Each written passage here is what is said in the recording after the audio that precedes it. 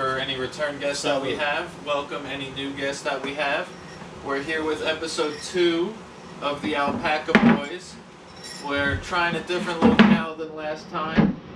Not very different. We're still in Steve's basement. We're just in the other side of the basement.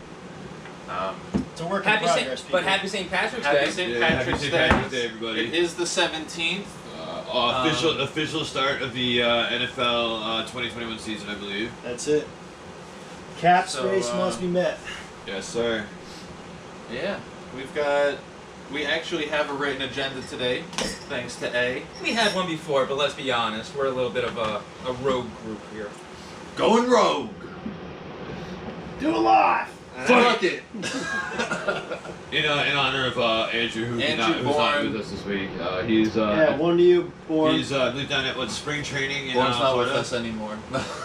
He's no longer with us. Poor one out. He'll be back next Just week. kidding. Yeah, he'll be back next week. He's enjoying, I believe, spring training down in Florida. Yeah, with his parents just moved down there. They went to Mets spring training. Born's having a great time. Last check-in, he said he was at his 3rd bar of the day, so... That was at 4:30 this afternoon. So hopefully he's at 5 or 6 by now. Yeah, sorry, I'm pulling an Adam Scheffler here, apparently. Levi Wallace, back with Buffalo. We got a CB2, and again, we are... Man, I love Bean. I love that man. You guys got rid of... You traded a tight end today, too, didn't you? Okay, so this is the wizardry that Brandon Bean is able to pull off. Lee Smith has been a long-time Bill. I think he spent only 1 year with Las Vegas. But he's basically a blocking specialist at playing tight end. And Bean was able to... What's it? He was their tight end 3 in Vegas. Because he was their blocking tight end. Yeah, and with Buffalo outside of Dawson Knox, he was almost a tight end too, really, because Croft was injured so much since we brought him over to Cincinnati. But the point being that he was he was like a 3rd offensive tackle. I think he was like about 280 or so listed as a tight end. So that's really? Yeah. He was like one of those specialized guys, but he was also a very big team leader and stuff like that. But the fact that Brandon Bean is able to get a conditional 7th, which might be nothing if he ends up retiring, but a blocking only tight end who is considering retirement, and by trading him, even if we cut him, would have been no dead cap. So even if we get nothing, the fact that we potentially get something, that man is Harry Potter's real father. I don't care what anyone says. Can you explain the difference between cap space and dead cap space, and why they're both impactful? Oh, sure. So, really simple. Dead cap is basically paying somebody to not be on your roster. So, if all of a sudden somebody, for example, if somebody has more guaranteed money... Carson Wentz had plenty of guaranteed money still from the recently signed contract he had from Philly. But they traded him anyway. So the dead cap essentially represents that guaranteed money that Philadelphia owed him for the duration of the contract that he's still not on the team. So for example, when you hear front-loaded, sometimes that could either mean a larger part of the contract is on the front half of the contract. It also could mean a larger part of the guaranteed money is on the front half of the contract. Best example I can honestly give, most recently, Darrell Williams, the right tackle for Buffalo, we just re-signed, was re-signed to a 3-year deal with about, I want to say, just a smidge under $10 million guaranteed. But what they did was they fully guaranteed his entire first year. So essentially what that means is that we're not getting rid of him this year, but next year, if we were to move on from him, what the $3 or $4 million that we're paying him in guarantee this year is no longer potential dead cap in the future. So it's essentially, we can't carry it over, we paid him already, but moving on from him means that we're not paying him dead cap or paying him to play for another team. Cap space, and then your cap space is just what you have. Yeah, no, Adam's always got us when it comes to contracts, random NFL knowledge. No, definitely. The minutiae. Yes, good vocab. Off the field minutiae. Good SAT vocab. Don't know if there's anyone better than him. Oh, there is at least one, I'll tell you, shout out Buffalo Rumblings, Glitch99. Learn a lot from you, bro. Appreciate it. So what have we got? So let's see here. We sort of hit the ground running in episode 2. I think we ended the first episode saying that we were going to come back to free agency. I think that's a great thing. But the first thing that, if you guys don't mind, I feel like we're still in this introduction period. You guys are probably wondering, why are we listening to these guys? So why don't we give you a little bit more about yourself to really like sink in whether you actually like us or you really just can laugh it out. But so one of the thoughts that Beatty had here was, what if we kind of try to give you a little bit of insight into our favorite players of our franchises? So this way you get an idea of, these aren't going to be the Hall of Famers necessarily, these are going to be the guys that were impactful in our assimilation to our fandom. Players that made us like our teams. Exactly. So, I know exactly, for example, if you, I don't know if the resolution is good enough, but you can see the number on his head, you already know at least one of them, but let's actually start with Gangrene over there on that side of the couch. Let's start over here. Alright. You want to take it? Go ahead, sir. Well, I was gonna give it to our host Steve, because it's his house. But as Adam pointed out, I don't know if the camera can pick it up, but there is the 28 on the hat right here. Obviously, Curtis Martin. So obviously, probably be my favorite all-time Jet from that same era. You have Wayne Corbett and Vinny Testaverde. Players that I got to watch, got to see, play live, and that kind of just instilled in me like why I stayed a Jets fan. Do you remember? It was just fun to watch. Do you remember Curtis Martin's comeback from that injury and Oh, how he trained to come back from that? How every announcer said, "Oh yeah, he tore both ligaments. He'll never be able to have another 1,000-yard season ever again." And then during the offseason, you saw the videos of him like running up and down the Aztec stairs, and they came back and they had what 2 or 3 more 1,000-yard seasons after that. Yeah, he was something else, man. Yeah, dude. He was. Super humble guy, too. Extremely humble, and I think, where is he on the top 5 list of all-time running backs now? 4 or 5. That's a loaded 5, question. right? Where is he on the top 5? Well, I'm assuming you mean total yards, I think, right? Yeah, Or Curtis total Martin's the rushing same- yards. It's the same for me. Man. He's just an icon for the Jets. Really, during that era of Jetsdom, that's when I became a Jets fan. So, I mean, the face of the franchise was Curtis Martin. So. Yeah, hell yeah. And I'll be honest, I'm not even a Jets fan, but I have mad respect for the Hofstra product, Wayne Corbett. Because this was back in the day when you're going across the middle, you get laid the heck out.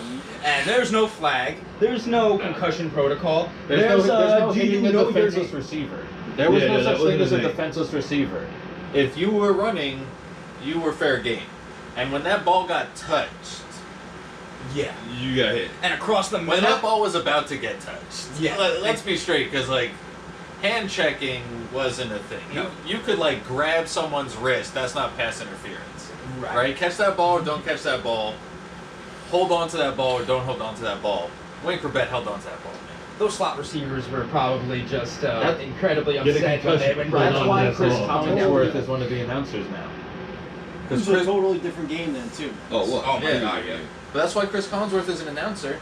He was one of the best to ever do it over the middle. Yeah, actually, just really quickly, when you mentioned a good point, the game really has evolved over time. We've seen it become a very pass-happy, protect the quarterback kind of idea. Part of it is for the money, let's be honest. Teams, especially teams that have only a quarterback, you weren't, you saw, Indianapolis lost Peyton Manning, and they got the first overall pick the very next year. So there's a reason for them to want to protect their investment when it comes from the NFL and the quarterback perspective, but we've acknowledged that the game has changed. How has that impacted your guys' view of the game? Well, right now, obviously, the biggest thing right now, you look at the game now today versus 20 years ago, it's such a passing threat game now. It's totally different, But how has it changed Curtis your Martin is opinion of number it? 6 all-time rushing. Now. Adrian Peterson passed him this season. Okay.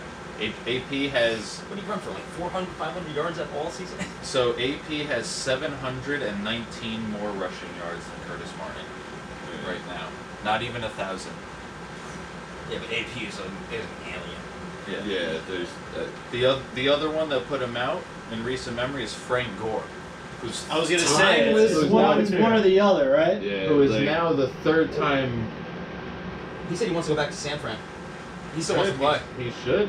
I mean, they basically just committee those He running was backs. still a serviceable running back last year. But if Adam Gase wasn't running him in obvious inside zone plays every single he's not game, gassed out yet. he would have had more. Same with Buffalo. Yeah. Same with Buffalo. When he was on us, we predictably ran him up. When he was there, you knew we were running a power or his inside zone. Something And he just still up and got down. 4 or 5 yards. At the beginning, he eventually started to wear down. But anybody at that age with those many miles, I'm 33. I think I might be able to take 1, maybe 2 hits by an NFL linebacker.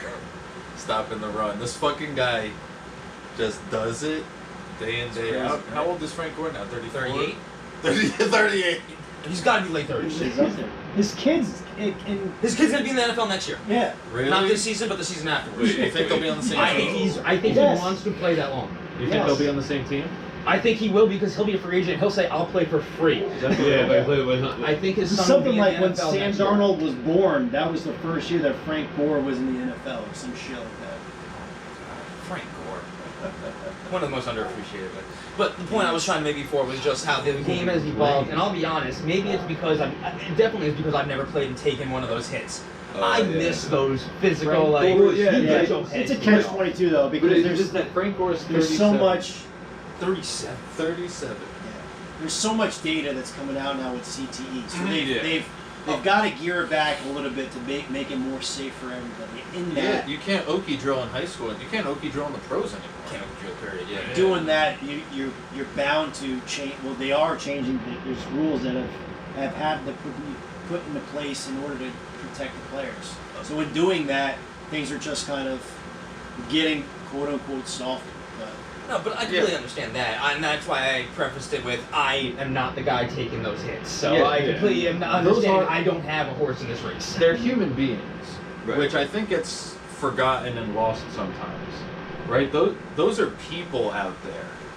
So like when a guy doesn't get up after a play, it's not because he's soft. It's because something is wrong with he him. can't get up. And like, you know, when you're Unless you're Pat Mahomes, then you don't have to necessarily get up. You can just play whenever you want because the NFL just will not let you not be on the field. yeah, you can tell I'm still bitter He about should that have sat out the game against Buffalo. He looked like a giraffe that was newly born. I don't know if you've ever what does seen that those look like? guys. What does that look like? Can you show us? It's Can- one of can you those- Show the people. One of those type of situations. Wait, can you do that again? I didn't quite see. I Yeah, could, but I we might were- spill we more were water on going your to. floor. I already got to clean up that water on our break. Hopefully that pillow picks up enough of it. No, but okay, I'm not bitter at all. But so, like, It's good that the rules are in place to like keep these guys themselves. It's not, and it's also not like, you know, it's one thing if you get banged on your head once or twice. we're talking about Wayne Corbett before. Does that guy even know where the fuck he is?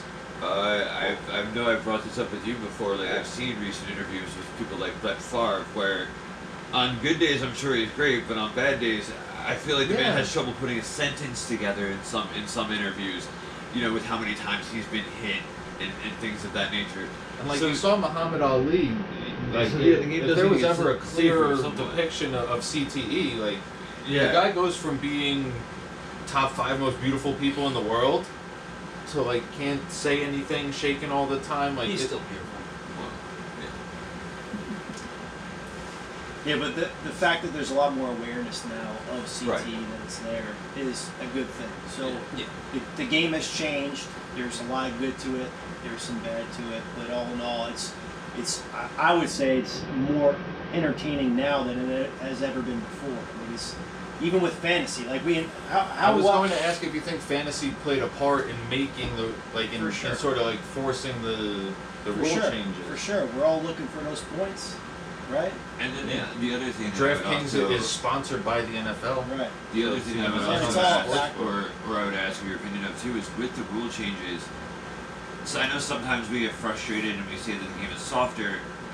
Is that where our frustration is coming from, or is it because, as you know, passionate fans of our teams, watching the refs try and figure out, you know, where the rule, like what the rule changes are, and is that where our frustration is coming from, and that's why we're saying that the game may be softer, or you know.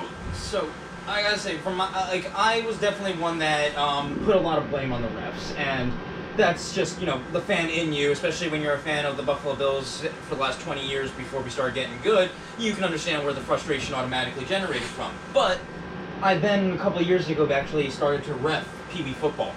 And I realized very quickly, even at a very low level of football, how difficult reffing can be because of how bang plays are, how emotionally driven the people that are yelling in your ear are. And you realize also there's a transition from being a fan to being an official. It is very different when you're looking for holding and things like that at the O-line, because that's your zone, versus looking at the running back and hope and seeing his patience before he bursts through that hole. It's a So, very there- big so there's- difference, you know, being on the field, having, you know, a million people around you screaming a million different things, trying to catch every single thing in your own viewpoint, versus sitting on a couch in the living room being on, well, this How is did the they only not see angle, that? yeah, like that they gave me, like it was right there, like I totally like exactly. And I'm talking about Pee-wee, where if I'm having problems with the Pee-wee level, I can't imagine when you're talking about 250-pound grown men that are running 4.40s in their spandex. And we're in our early Down doing 30s, this so and that. it's not like we're kids ourselves. So like, you have to imagine an NFL ref is Within 10 to 15 years of our age. Well, starting to. They're definitely like there was with the older generation, and that's actually one of the reasons that we've noticed a bit of a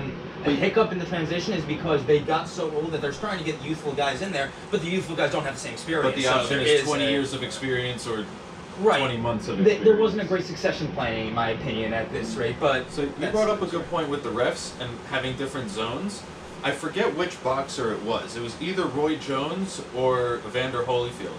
They said that they would watch tape and they knew where the ref would be, so they knew what like questionably legal hits they could get away with. And that's in boxing with one ref right in your face. so you know When you're 20 yards away from someone and you're running downfield, if you like elbow a guy in the stomach or something, until recently, no one was even gonna know. Right, D-backs know if the ref is on the outside, they know that they might be able to get away with a Yeah, jersey tongue on the yeah. inside because they know this ref is right here and the next close official is the line of scrimmage 20, 30 yards away. And then You know what, dude? That's a part of the game too. And Yeah, then- absolutely. exactly. That's Yeah, good. it's playing. That's good. That's like learning that. That's like learning that sweep in Mortal Kombat 1. That was a cheap ass move. That's but it's cheap in as the fuck. game. If you It is only cheap. sweep, it's cool to do against Goro, not cool to do against your friends. You don't have friends Don't if you sweep. do it. Yeah. You lose. Yeah, them you'll very quickly. sweep all your friends out of your life if that's all you do in Mortal Kombat. All right. Don't do it. But Don't sorry. be a dick. But we are getting a little off topic because I remembered we got Vinny, Wayne, and Curtis Yes, from you. it was We got me. Curtis from you, but I don't know if we filled out the rest of your top three. I mean, I'm pretty much the same. So what- I don't want to repeat my. No Laverne I feel like that was like just Coles, no kind of the Darryl golden era Reeves. of Darrell Reeves. Or- I'm surprised. That's Yeah, it. well, That's It's yeah. not, the most memorable guys were when I was young, and then there was years after that. The team just was terrible, so it doesn't bring me good memories. Yeah, Darrell Reeves was good, but the team's just. That's 2 AFC Championship games. Yeah, but so did Mark Sanchez. You gonna put him on that I'm list? not- He was on the back of Darrell I'm not Reeves. going to put him there. No, those wide receivers he was covering were on the back of Darrell Reeves. That's what it was. But all right, so moving on, we got Gang Green covered. What about Big Blue? So, Michael Strahan's probably my all-time favorite Giant. yeah, that's fair. He was just fun to watch play football. I like sacks more than interceptions. It's probably because of Michael Strahan. Right? There's no chance for an interception if the guy's on the ground already. That's fair. After Strahan, I was too young to watch LT play, Carl Banks, so I missed that whole linebacker group. Obviously, I'm too young to have seen Fran Tarkenton as a Giant, so he's not up there. I loved watching Brandon Jacobs play football. I'd much rather someone go through someone than around someone. He also just really liked him in Madden that first year with the hit stick. Let's be honest. It was phenomenal. It was broken. You literally just, bloop. He was a 76 Boom! running back that you couldn't tackle. You couldn't. And then like he wasn't fast, so then when you get close to him, you just stiff arm people with the twos. When yeah, you could you pick could which choose the side sides. you stiff arm to. You couldn't bring him down. He's the best player in Madden. It sucked. And then I think my third one would be Jeremy Shockey. I was just about to say Okay. Shockey. Woo! I was just about to That say, I was just fucking about to say, I guy. was about to throw Shockey out there because he ran over people. He not only did he run over people, like he didn't stop when the helmet came. No, he just kept Like, going. we were talking about the NFL going soft and like being wary of head injuries. Like they didn't. I don't know if they didn't know or if they just didn't give I a just don't think fuck. they cared. They probably just didn't give a fuck. Sorry, yeah, they just didn't care. But like when his helmet came off, it was like he hit second gear, or he hit like final gear. But wouldn't you if all of a sudden you were exposed? Like, I don't know about you, but when you're getting chased, you run a lot faster than when you're not. Well, that's why And that dude on Buffalo when you don't retired at have a helmet- halftime, right? No, he retired because he realized he just did. Like, What was that game? Vontae he was a great cornerback in his heyday when he was in Indy. He was on his last legs in Buffalo. He got burnt so badly a couple times. I would have retired if I got embarrassed on live TV like that too. Quincy Newman was like that too, man. He turned it on to another gear. It's just really unfortunate that he had the neck injury and never That was a Yeah. bad. Really- Yeah. Yeah. could really his career really never came back. So that was a big slot guy that I thought had a lot of promise. Yeah. Reminded me a slot bit of like guy. Muhammad He Sanu also type. he was a tight end too. Yeah, it was. Did he start as a tight end? No, Quincy? I mean, he was a hybrid tight end. Yeah, he wide was receiver. He was about Maybe they're 230 going plus. Pitts at 2, man. Who knows? Well, No, please no. Please no. But I'd say those would be my 3 favorite Giants. all right. Like Tiki Barber, honorable mention. Once you learn how to hold on to the ball, Yeah, Tom Coughlin. high and tight. 3 points. But yeah, Brandon Jacobs, Michael Strahan, and Jeremy Shockey. Shockey's a good one. I'd say I like if there's Shockey. 3 Giants that like are the reason I'm a Giants fan, it's those 3 guys. Even though Shockey didn't play in the Super Bowl that you won. He was injured. He also didn't accept the ring because he didn't play in the game. That's right. And then he won the ring with the Orleans. Saints. Yeah. Really, I didn't know that. He was on Yeah, his own. he- Yeah, he I was remember. Makes me like him even more now. Yeah, That's what made me Matt like told him. me that. That's basically He saying, I'm refused going the to take ring. what I earned. Yeah. He refused the ring because he didn't play in the game. But he earned the. But you got like, don't get me wrong. He Like, I earned was the whole it. season. He helped them him get to the the playoffs. He earned the Yeah. appearance. Like, they are arguably not there if he's not there, because that was a 10-16? Yeah, that was a wild card team, right? Both times they were So, wild card teams. so which means that he, like, in order to make a wild card, you need literally every point you got during that season. Eli always threw the ball high, and Shockey always went up to get it. So did And it's Plaxico. that's why Plaxico was so good with Eli, or why Eli was so good with Plaxico. It was like 6'5", 240. Before he shot himself, like, then he dropped to like 6'3". Who the fuck wears sweatpants to a club? Why are you wearing sweatpants to a club? We all know why. We all know why. But like, come on, my man. You don't wear jeans to that same type of club. Let's just be honest. But moving on really quickly, just to kind of Yeah, wrap this say, up with Buffalo you're here. One of the guys I do want to mention, mainly because he had a celebration that was mocking Plaxico, was my boy, my boy Stevie Johnson. That. Yes, he did. Stevie Yeah, Johnson, I'll be honest, like, I know that I mentioned Doug Flutie, also spoiler, is one of them, but I mentioned that in the last episode. You guys probably saw that coming. But Stevie Johnson, why so serious? That man was. What it was really was that since I missed all those Super Bowl times, I was pining for anything of relevance for the Buffalo Bills. We really were after just that. too young, right?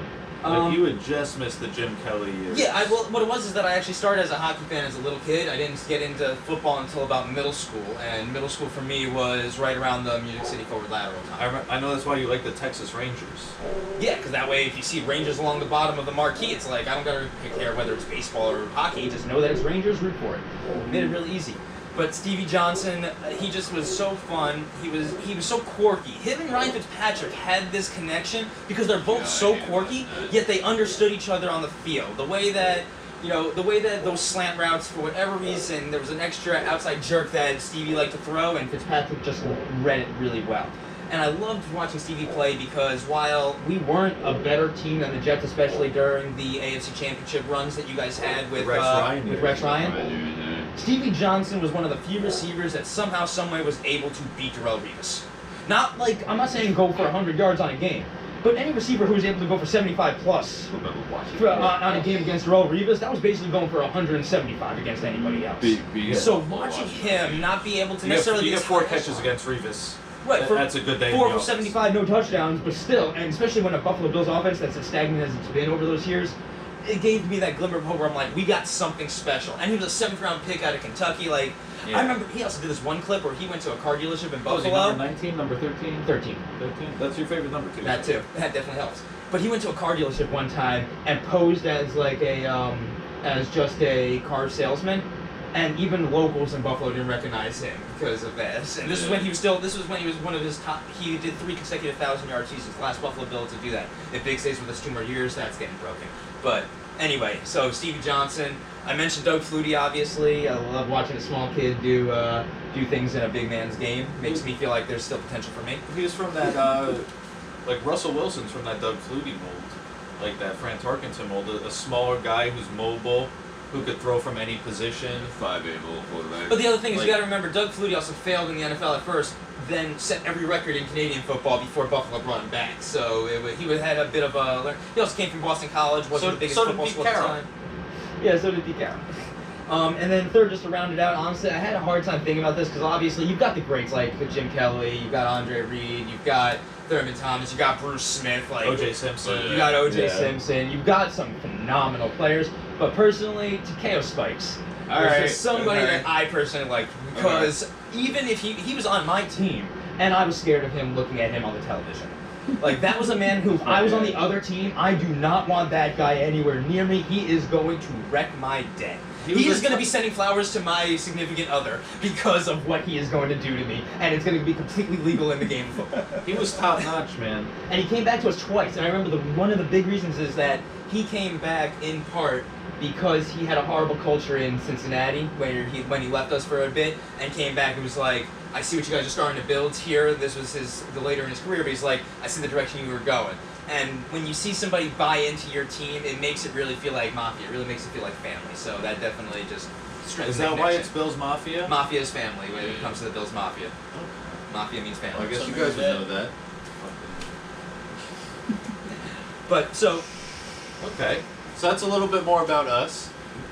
and now let's actually get into the stuff that maybe you guys really want to actually listen to, and that's what's going on in the NFL today. What is going on in the NFL today? Well, A whole bunch of fuck off if you're a Giants fan. to be honest, that's You actually actually close true. to Kenny Galladay, man. Yeah. You let him and then get Jalen Waddle in the draft. That's fucking. I mean, I'll believe it when I see I mean, we'll it. see. I mean, John Ross and Jalen Waddle. Let's There's no top. Let's quickly. Obviously, you can't get to the future unless you talk about the past, and we've had a couple days of free agency that have been going on. So let's try to let's just look at some of our favorite moves, maybe, and some of our least favorite that our respective teams have made over the last couple days. Ones that were like were Jason Garrett clapping for them, Sean McDermott clapping for them. Sean McDermott claps too, so it's not like I can be the only one. Yeah, but Sean McDermott coaches well. And how many of them make you look like Adam Gase at that introduction conference where your eyes just go, oh my god. Oh, dear God. Top. Dear Lord. You never. Bug on Gaze. Well, I can So tell what you, have as we a got? Jets So- fan, What's up? as a Jets fan, I am pumped that we got Carl Lawson. That was Yo, that was one of my My favorite God, free I am agents. fucking pick. pumped. But I gotta ask though, because I know my reasons why you liked it, and I know my reasons why I didn't like it. Big reason, spoiler alert, they're in my division. But what is it about Carl Lawson that makes The you QB guys hits. so excited? The QB hits. He's got. What do you I think he's got 32 last year, and two of the top ones underneath him combined still didn't equal 32 And this is on what So- team? What's this Cincinnati? on the Bengals. I Yeah. want to say he was number 4 overall at his position last year. I think 12.8% of snaps he's getting to the quarterback or putting pressure. Yeah, those quarterback That's pressures, on- that's that next gen on- set that I on- really like, because if you look at it, yeah, I That understand you're impacts the half play, but you second. don't get a stat for it. Exactly, but if you're impacting the play, this is a team sport. If you're making it easier for the other 10 guys to do their job, like there's a reason Aaron Donald is so great, not because he can just do it on his own, but because every Plus, time. Max Harrison was good too.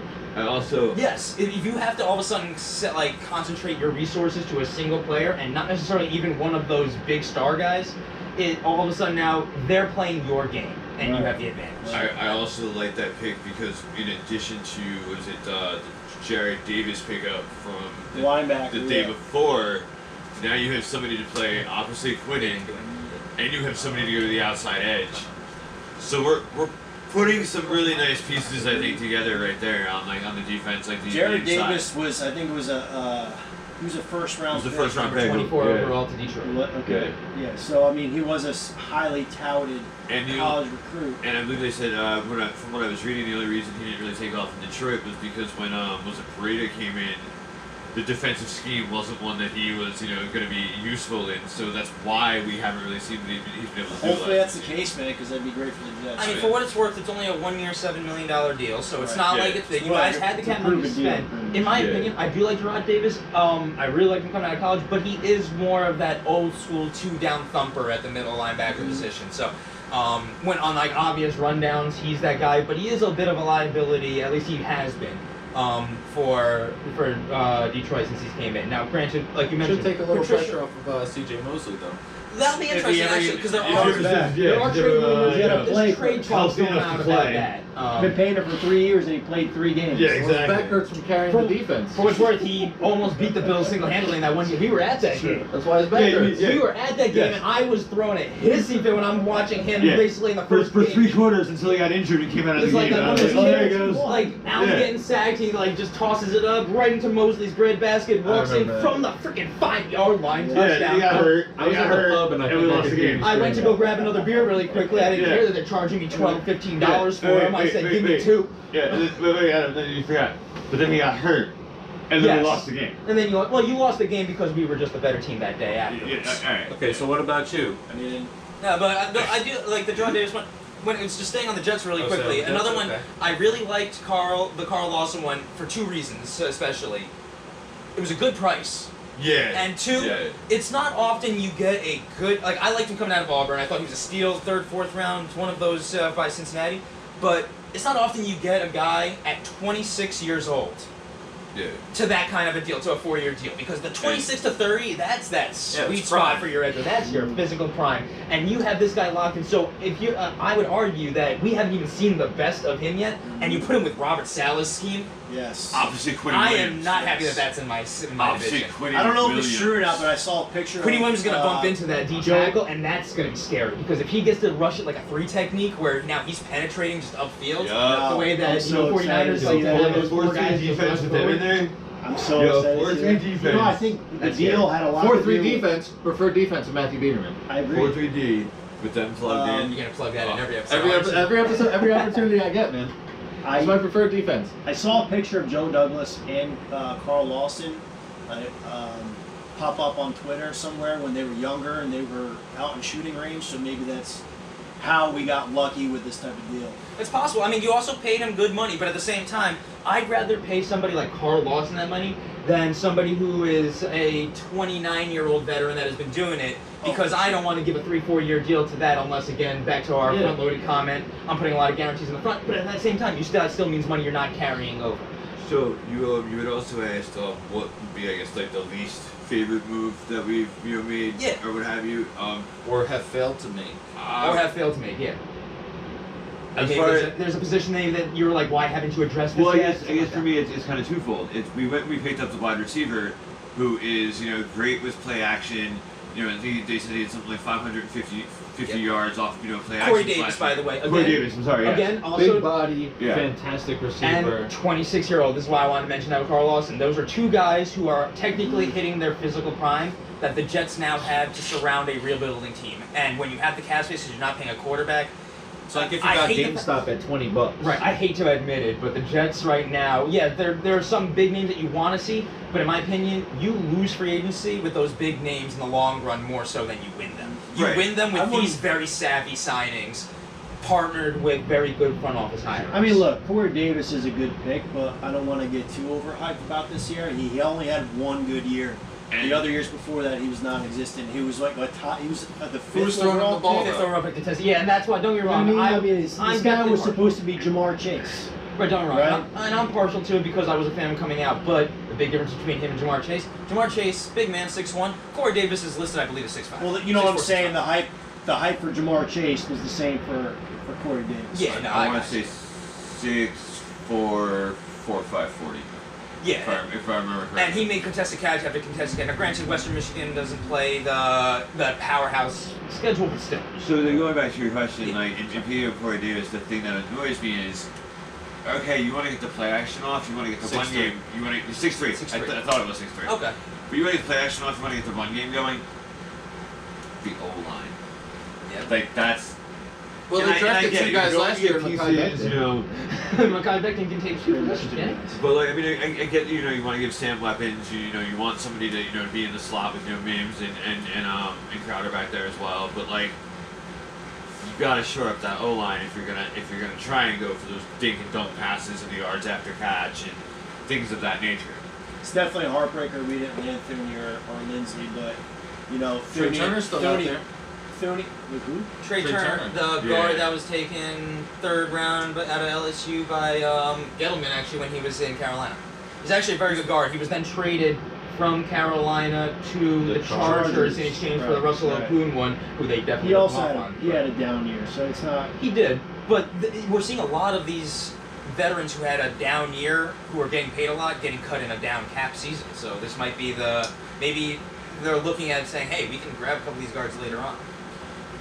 It's unfortunate though that we missed on the top two, but I mean, Kansas City offered a guy money, guaranteed money. I mean, would you not choose the Chiefs over the Jets? I mean, Yeah, I also wouldn't give that not much money choose to the a guard. Chargers. Well, let's think about that now because offensive lineman, whether you're a tackle or a guard now, you're touted the same way. These guys are just as reliant. You need that interior, that pass rush is becoming way more prevalent than ever before. Oh, that I understand, but it's much easier. Correct me if I'm wrong, because you've played, obviously. Like, you can look at me, guys, I haven't played. I play backyard football, and I blow out my knee. You play flag football. But, so, you don't have to be that honest. Yo, Alpaca Boys flag football? Sure. Yeah, you go. You do that. But, so... Get at that pass rush. This is what makes, in my opinion, Aaron Donald so impressive, is that it is much easier to double team an interior defensive lineman than it is to double team an edge rusher. Yeah. Because you can go wide. Now you could run stunts, you could do things to get that outside guy outside of that phone booth that the guards and center can usually double team an interior guy with. Like Von Miller and Khalil Mack. That's how they make their careers, man. Who? Von Miller and Von Khalil Miller. Mack. Okay. Because they start a little higher up at the linebacker instead of the end. And they're all. Let's And also then be they honest. go outside. Let's also not undersell it. They're just that good. Yeah. But yes, it just seems like it's easier to double team an interior guy than an outside guy, which is why I would think that the tackle then therefore is in a position where he's one-on-one more often. Unless you have a tight end chipping, unless you got a running back chipping out of the backfield, they tend to be more one-on-one. Tackle also protects the blind side. Right. Some protect the blind side. But my other thing is that, I guess my main reason why I said also too much money and the guard thing, I shouldn't downplay and poo-poo the guard position or the interior offensive lineman. It's really the fact that when I'm watching the Super Bowl, like you guys are, and we're watching Pat Mahomes make some of the most incredible incompleted passes I've ever seen in my life, and it's because Eric Fisher, the left tackle, is out, and Mitchell Schwartz, the right tackle, is out. Yeah, Dr. Tardif, the right guard, was thankfully, protecting the world from COVID as much as he could, but the biggest issue was the fact that those outside guys were doo-doo paper. Like, they were just, they were single ply. They were just tearing it while everybody was coming down. Or like accidentally fingering your butthole. So all of a sudden, you had to get that far. But so, I just... It comes down to this. That's why if you're eliminating the run game, your passing game is shit, and then the league is a passing league. So, I mean, without creating that interior wall along with the outside, you can't create a running game. You're not going to have the passing game that you need to win these games. I got you. The Titans are the only team that primarily runs the ball successfully. I mean, Derrick Henry's another beast. Vikings and Dalvin Cook also run a lot. Mike Zimmer runs around. Seattle. He can run without an offensive line. You just be like, here's the ball, just go. Just go away. Yeah, just run. It's fine. Alright, so what about Big Blue? Y'all been quiet. Zeitler being off the books is good. Being off the field is bad. Yeah, that... He was a little overpaid, but That's about how I feel about that. So who'd you lose? Kevin Zeitler, the guard that they got for the Olivia Vernon Right. trade. Who else? Dalvin Tomlinson going to the Vikings. Yeah, 2-year deal there. That's I think a it's little- 2-year 33. That's a little sad. We were talking about it at the bar. I would rather have Dexter Lawrence than Dalvin Tomlinson. So Right. if that's the decision that got made this year rather than next year, Well, because if you pay Dalvin Tomlinson now, then with Dexter Lawrence coming up, you're going to have to... Now, granted, he's got a 6th-year option, but that's going to be inexpensive once it's a first-round pick. And the other thing is that if they had locked up Leonard Williams sooner, they didn't have to spend the franchise tag to basically extend the negotiation period. Because that's really what the Giants did, was by tagging Leonard Williams, they were like, okay, we have to tag him by a certain point, otherwise he's a free agent. So let's tag him. to stop him from... He'll say, yeah, he actually filed that grievance and was still trying to get franchise tags as a DN instead of a tackle. But he was able to strike it big with that, I think, was it like $63 million over 3 years? I think it's even more than that. Good for him. Was it more than that? I think it's I thought it was like I think he's the the first second digit's highest a paid 7. He's the second highest paid interior D lineman behind Aaron Donald. You guys did good, Tim. I think he's worth it overall, but I understand it's a hard pill to swallow. I'm happy with what we have. I am too. You guys So- we have too. I like having hell. him on the team. So, like for me, locking up Big Cat, I'm glad he's going to be a Giant, and I'm glad he's going to be a Giant for a few years. So I think that signing's worth it. It cost Dalvin Tomlinson, which hurts. But you still have BJ Hill. Yeah. BJ Hill, not bad. 3rd round guy, right? No, and like that's what happens when you draft that many I big liked men in him the first coming- round, year after year. I after year. liked him in the draft. I knew that you guys let a good pick. BJ. Yeah, that was a pretty good steal, wasn't it? third round, I think. Yeah, Penn State. Yeah. And then Clemson kid Dexter Lawrence doesn't, they got something good going on there, so can't be too upset. Who else do we have on this list? John Ross. I like John My Ross. God. I like The speed, man. The speed of that man. That's great Yeah. for Madden, but what is it like for That's real like life? we were talking about when we first started this. So, the best ability is availability, and that's the one ability I would say, along with route running, that John Ross does not have. Unless that route is straight. Yeah, And even then, I can't. The 9 route. He's got the He's auto, very he good beat at the this. autobahn. Can he even beat the press? I mean, He's 5'9", a buck 80. Yeah. he just goes under it. We're just over here. Yeah. When he's open, he's very open. And I also think that Joe Judge, being a special teams guy, is going to utilize him in the return game, which is what I utilize him for. Would you want to do that though? That man is frail. He's already frail as it is. The hope is that he's shifty, fast and shifty, so that on the punt returns, Most of Give you him know a most of shimmy. these guys get hurt on special teams. Yeah. You don't really know it. gotta risk it for the biscuit, man. It's true. It's also, you guys mentioned it before, it'd be very interesting if they draft Jalen Waddle, and then you just have John Ross, Darius Slayton, and Jalen Waddle. Like, they're talking about taking the top off. Like, there is no top with Plus those 3 potentially Kenny Galladay. Yeah. Yeah. My God. They do need. They need one of those big guys, in my opinion. Like, 'cause don't get me wrong. I think that Jalen Wall, you mentioned him before. I think he's phenomenal. I think a bunch of these wide receivers can be phenomenal. The only one that I'm confident in as being a absolute alpha, and I'm not saying that they're the only one that will be. The only one I'm willing to put my neck on right on the line right now for is Jamar Chase. And even that is still not that. He's great, and I feel like as a guy Yeah, who's it's got not a Stephon Diggs and is guarantee. watching Stephon Diggs blow up the league, you don't need to be the biggest and strongest.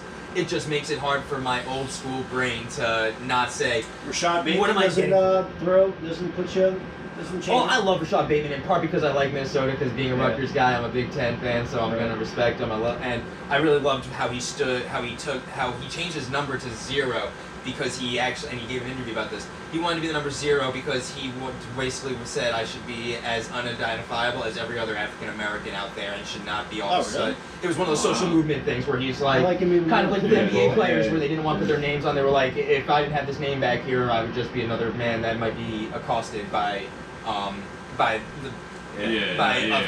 I don't want to just restrict it to law enforcement. It's everybody. Everybody hates everybody, it seems, in this world at times, and it's a disgusting thing. But I actually do love him. I don't know how he's going to test, in my opinion. I think he's like a 4.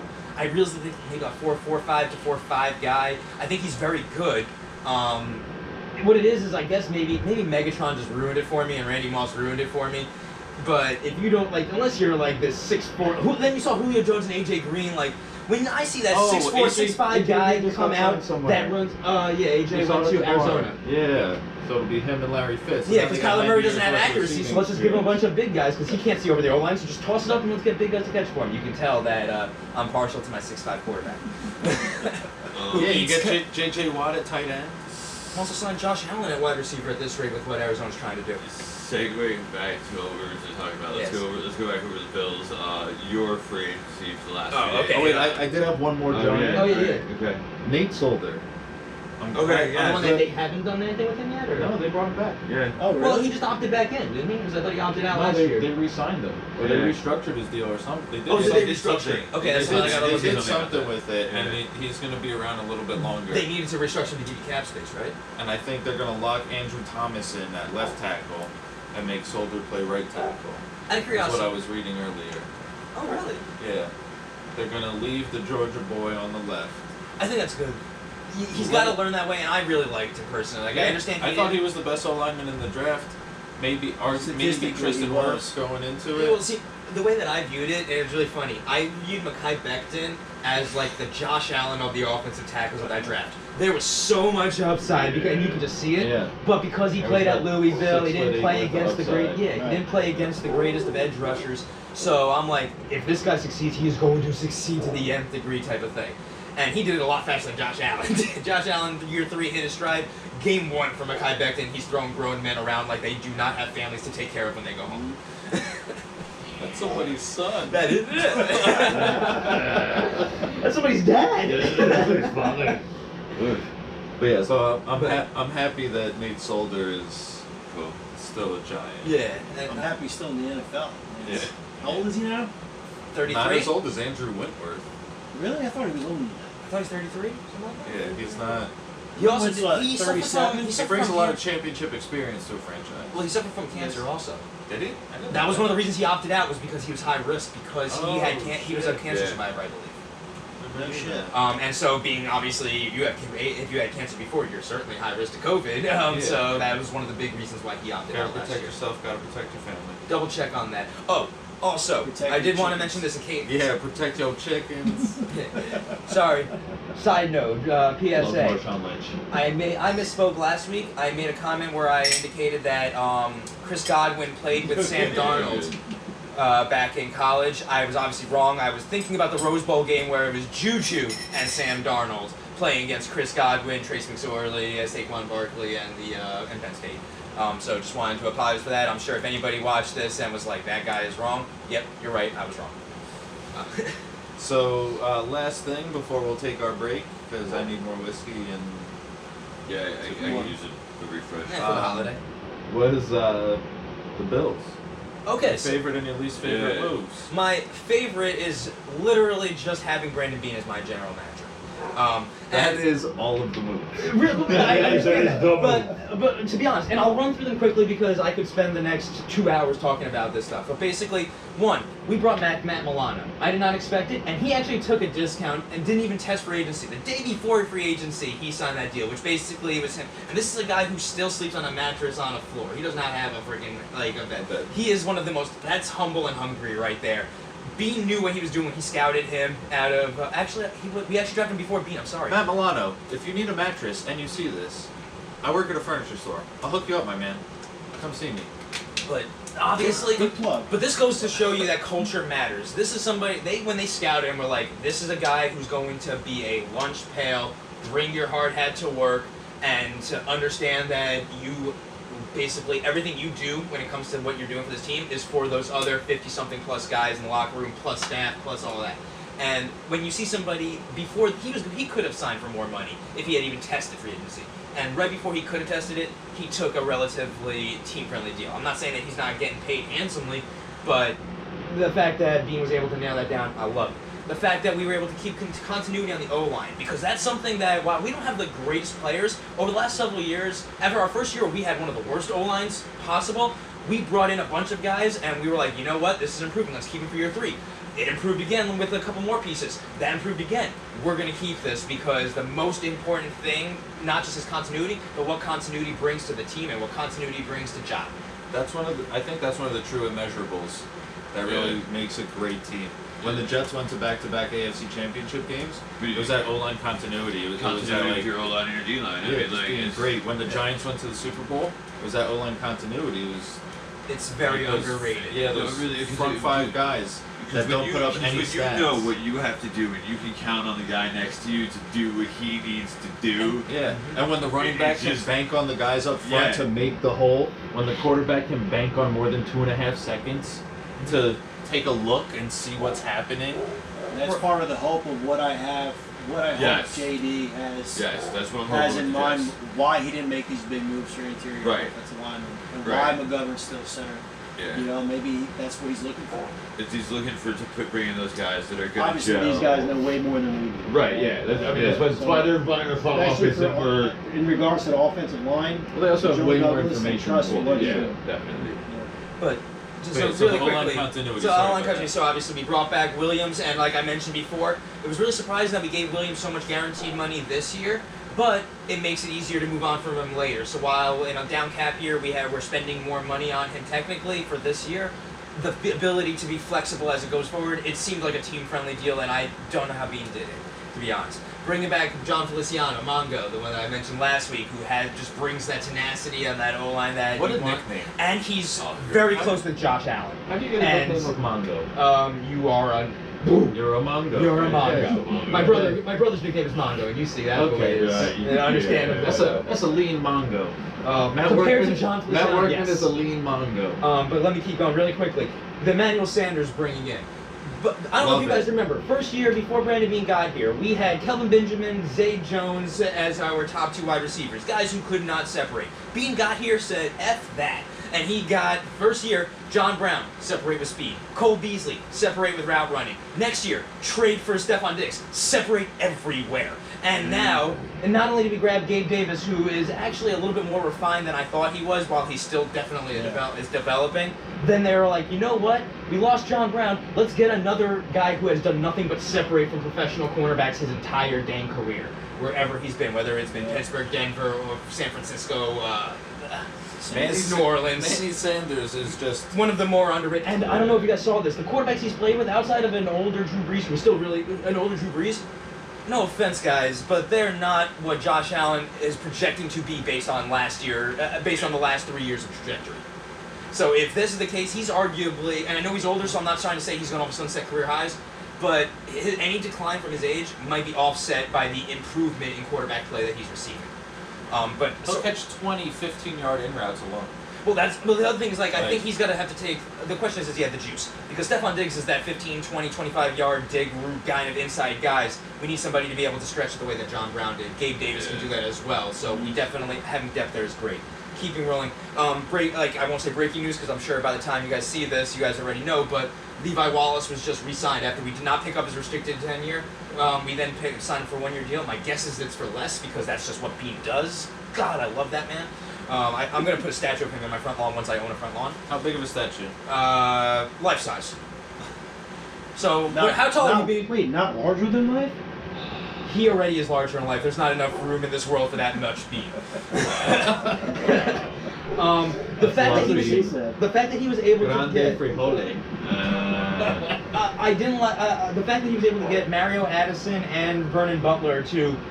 I know we said restructure before. There's a difference between restructure and pay cut. A restructure is essentially saying we're going to add 1 more year on so that way we can basically convert a lot of what your current salary is into guaranteed money, because if you remember last year, guaranteed money can be stretched out over the course of the duration of the contract. So if all of a sudden I owe you 10 this year, but I'm like, hey, I'm going to add another year and I'm going to make 8 of that guarantee. Now I only have to give you 4 of that guarantee and I can push 4 of it to next year's cap. So the fact that he was able to not restructure these guys said, I'll take less money to take a run at this. Matt Milano, that's why he said it. He's like, I will take less money to make a run at this. These guys really believe that we are somewhere.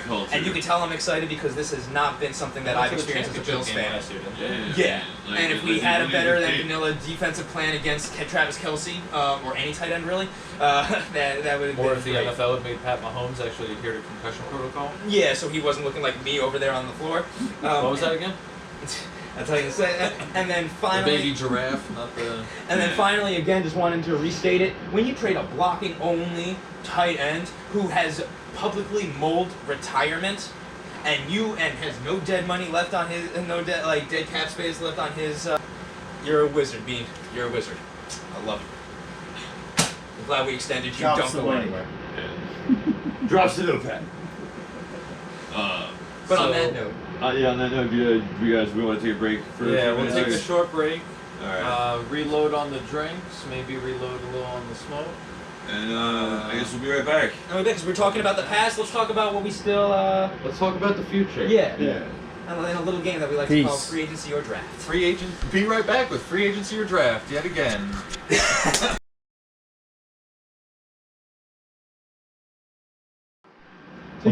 We're back, motherfuckers. Welcome back to Alpaca Adventures. I guess episode 2. Yep. Oh shit! I gotta change my glasses and get my hat on. And the character. Oh no. Damn, they got me naked. They know what you look like now. He was dying persona. And we just lost all of our viewers. Oh, damn It's alright, at least you still got your mom. YouTube. Damn. My mom would support Thank any you, project Mrs. I B. did. We know that you were like 10 of the first views we had for the last video, so we appreciate I that. think my mom was the 54th view. Oh, well, Not alright. that I was counting. So what the fuck are we talking about? So, All right, we just talked about basically one thing we talked about was the things that we liked, the things that we didn't like. But parts of the things that we didn't like was the lack of activity on certain fronts. So the real question then comes down to, all right, so what?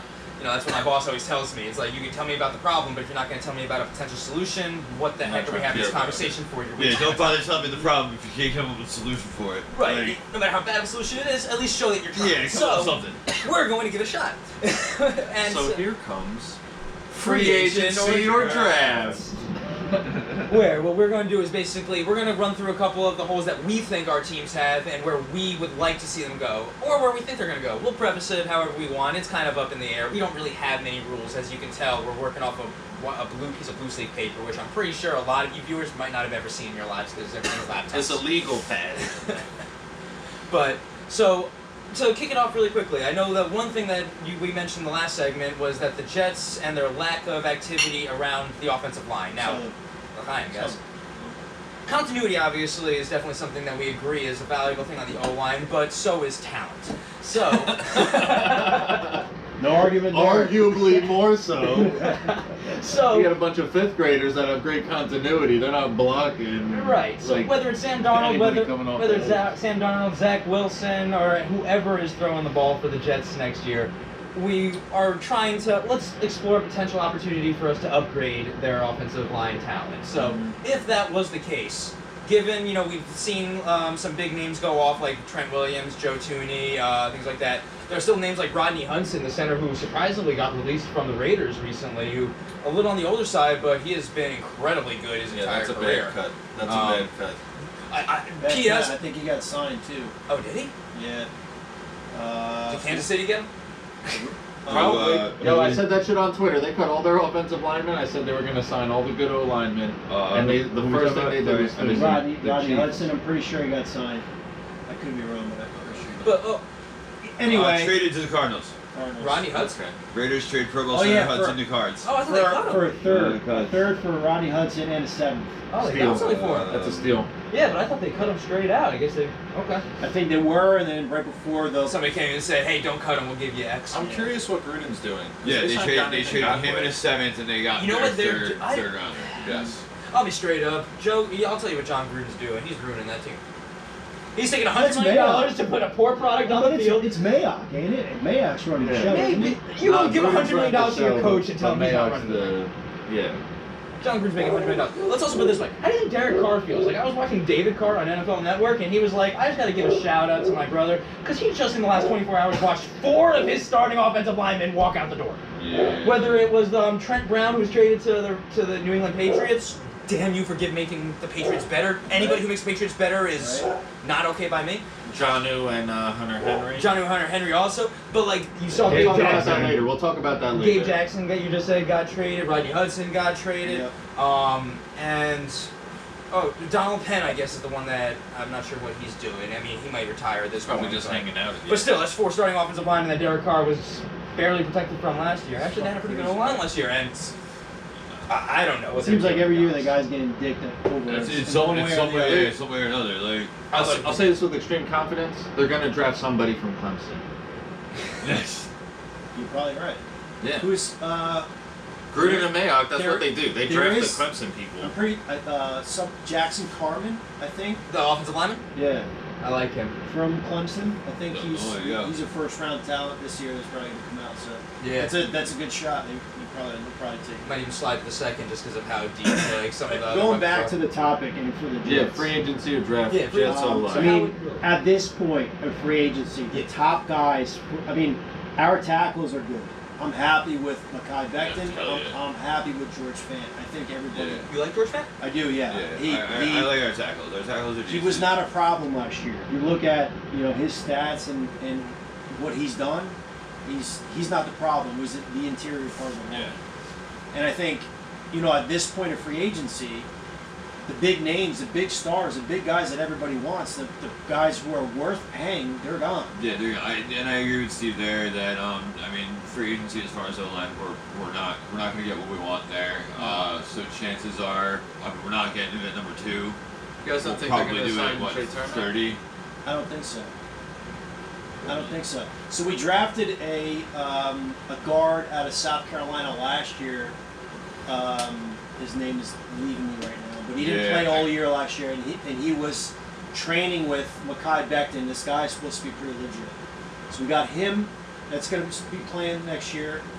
Mekhi Becton, George Fant, and Connor McGovern. I think he deserves, more than 1 year for Jets fans to actually be on board or be off board with this guy. I think it's just after 1 year, it's just, especially with Adam Gase. Yeah, and I'll also agree with Steve on that point as well, because I mean, with an O-line that was constantly shifting and changing, people coming in and out, and not having consistency, like we were talking about at the the very beginning from break.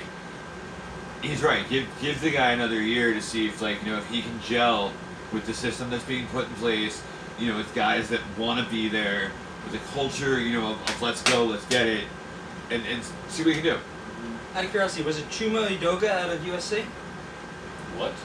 He was an offensive tackle that you guys drafted, I think, 3rd, 4th round, something around. No, that was several years ago. Oh, was he?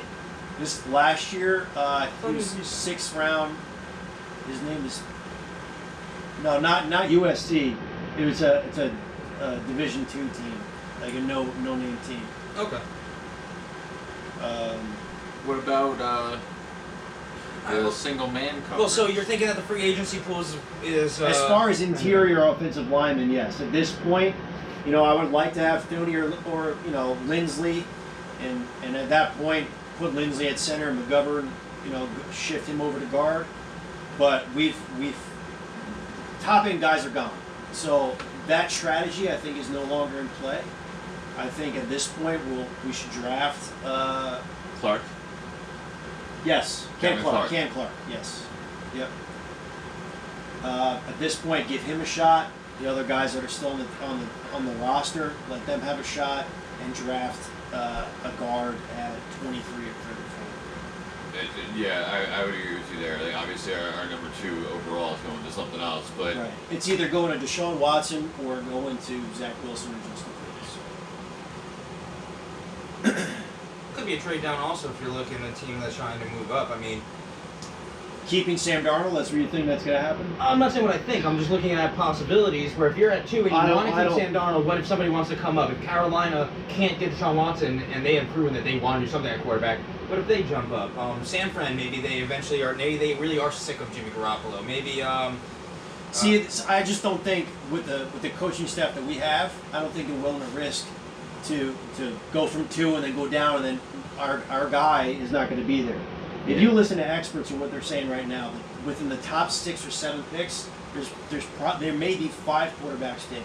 Yeah, it was Adam Scheffler, I think. He said 4 quarterbacks will go in the first 6 or 7 picks, and he said take it to the bank. Take it to the bank. So. And when Adam Scheffler says take it to the bank, you might as well carve that in rock. Right. So if the Jets are in a position where they're taking a quarterback this year in the draft, they're taking it at 2, and they're not trading back. I got you. So that's pretty much where I'm at with interior offensive line. Okay. What edge rushers are still available? Edge rusher was actually That was the first position that really flew off. The Jets killed it. The Jets killed it. You got Carl Lawson. Honestly, I'm good. Because I would like the Giants to have gotten Ngakwe. He went to the Raiders, right? Yeah, he went to the Raiders. I really like him. As far as someone who's like a finessey guy to get to the quarterback, I would have liked to have seen him in Big Blue. I would have liked to have seen it a couple years ago when he re-signed with Jacksonville also. And he's also surprising. Well, he never re-signed with Jacksonville. He actually got traded to Minnesota because he wouldn't re-sign with Jacksonville. Oh, he shit. then got traded to Baltimore because they basically traded for him, and then a month or 2 later, before the season started, traded him to Baltimore for I think like a 3rd round pick. Obviously, Baltimore didn't pick him up. They even let Matt Judon walk for big money to New England again. And Bill Belichick definitely got a stimulus check. Bill Belichick just understood that he didn't draft well, and so he needed to pick up free agents to fill all the holes that drafting previous years didn't fill, and now try to draft again on top of a loaded roster. Right. He's going back to his roots. And he doesn't let his dog do it. I know you caught that. The dog was just sitting there at the keyboard, there typing away. Tweeting for him and everything. Belichick's going back to his roots and taking control of the middle of the field. Yep. That's what he's doing. That's right. Exactly. Especially because Who's going to be the Aaron they beat us doing that? John Smith or Hunter Henry? Yeah. Which one? Yeah. Who is more likely to have If Hunter killed Henry or is kill the healthy one, if he stays healthy, I would say him. You think he's gonna kill I think somebody? I think. Is that what you were saying? I wasn't going in that direction at all with that. That Netflix documentary was very good. But in all seriousness, I actually think it would, if they were trying to replicate, and I don't think they are. I think what they're doing is they realize that they have a quarterback who's not that great, who hasn't proven that he's accurate down the field, really his entire career, but especially in the later parts of it. So, and what they like to do is if you come out with those 2 tight end sets, the one thing that's incredibly difficult for a defense is to figure out, are you running or passing? Do we put a run, do we put a heavy front 7 out there, or do we put a light front 7? And they're essentially trying to basically run it back, where everybody's getting lighter on defense. Everybody wants those speedy linebackers who are 220, 230, but can cover tight ends. And they're going to say, well, cover me. Because I don't know if you remember, not only did they have those 2, they also had Algie Crumpler, past his prime. But that was their 3rd tight end when they were running those 3 tight ends. Like, that you didn't know what they were doing. They could run play action very easily. They're basically trying to say, not only are we trying to make it, are we trying to play chess while other people are playing checkers, we'll find that out. But I think they're definitely acknowledging what they have at quarterback. If you look at his money, they said $15 million. That's what I first came out with. I think it's like $8 million with a bunch that could be at incentives, like if he makes the Pro Bowl, if they make the playoffs, if they have a certain amount of like stats. It is, no, you're right. It's So $15 he's really million, getting paid but high-end heavily backup or incentive-based. low-end starter money. He's not getting paid true starter money. No, it's heavily incentive based. Yeah.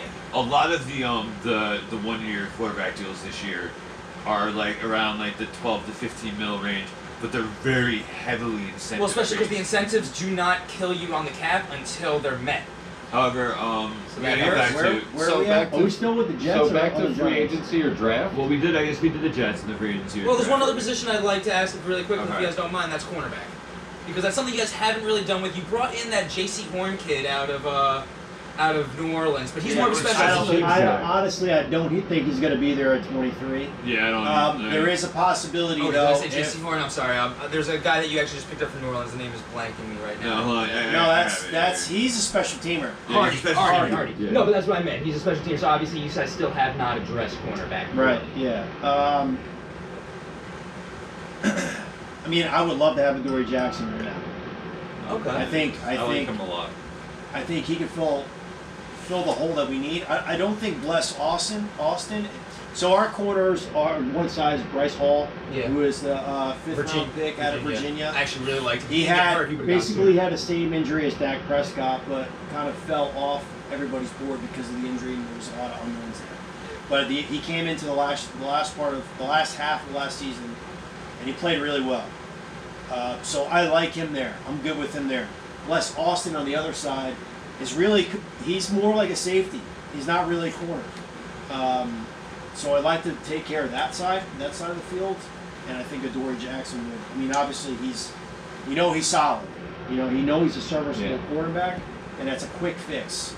And it's hard to take a shot on. If we're so here's the thing: the Jets have so many holes, right? So it's free agency or draft. You'd rather them sign Adoree Jackson than draft someone? Yes. Yes. Okay. Yes. Definitely. But if Adoree Jackson is gone, then obviously we have to take. We're probably going to take a corner, probably with the second or third. So final question then: if we assume the first pick is going to a quarterback in some way, shape or form, are you prioritizing O-line or cornerbacks or another position? Justin Fields.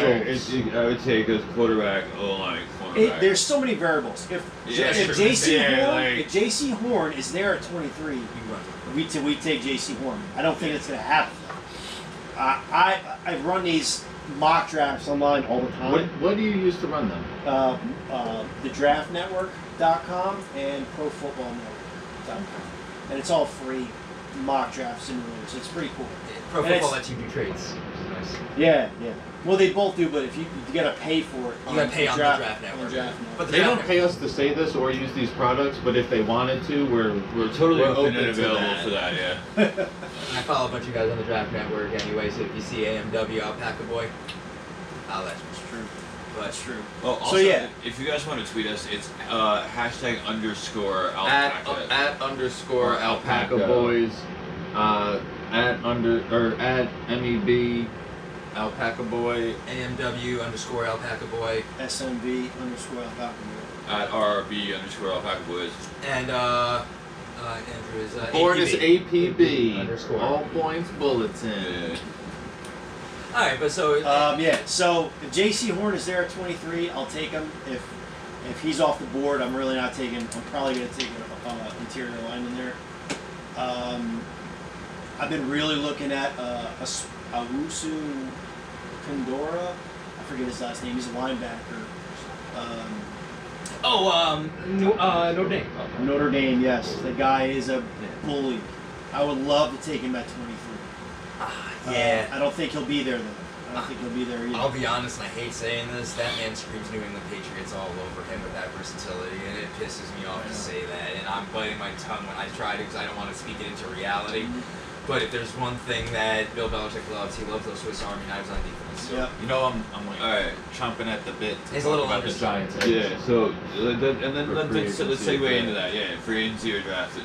Big So Yes, let's move over to Big Lip. I tried to swing it over before saying Yannick Ngakoue. Obviously, that did not happen. I would really like them to get Gregory Rousseau.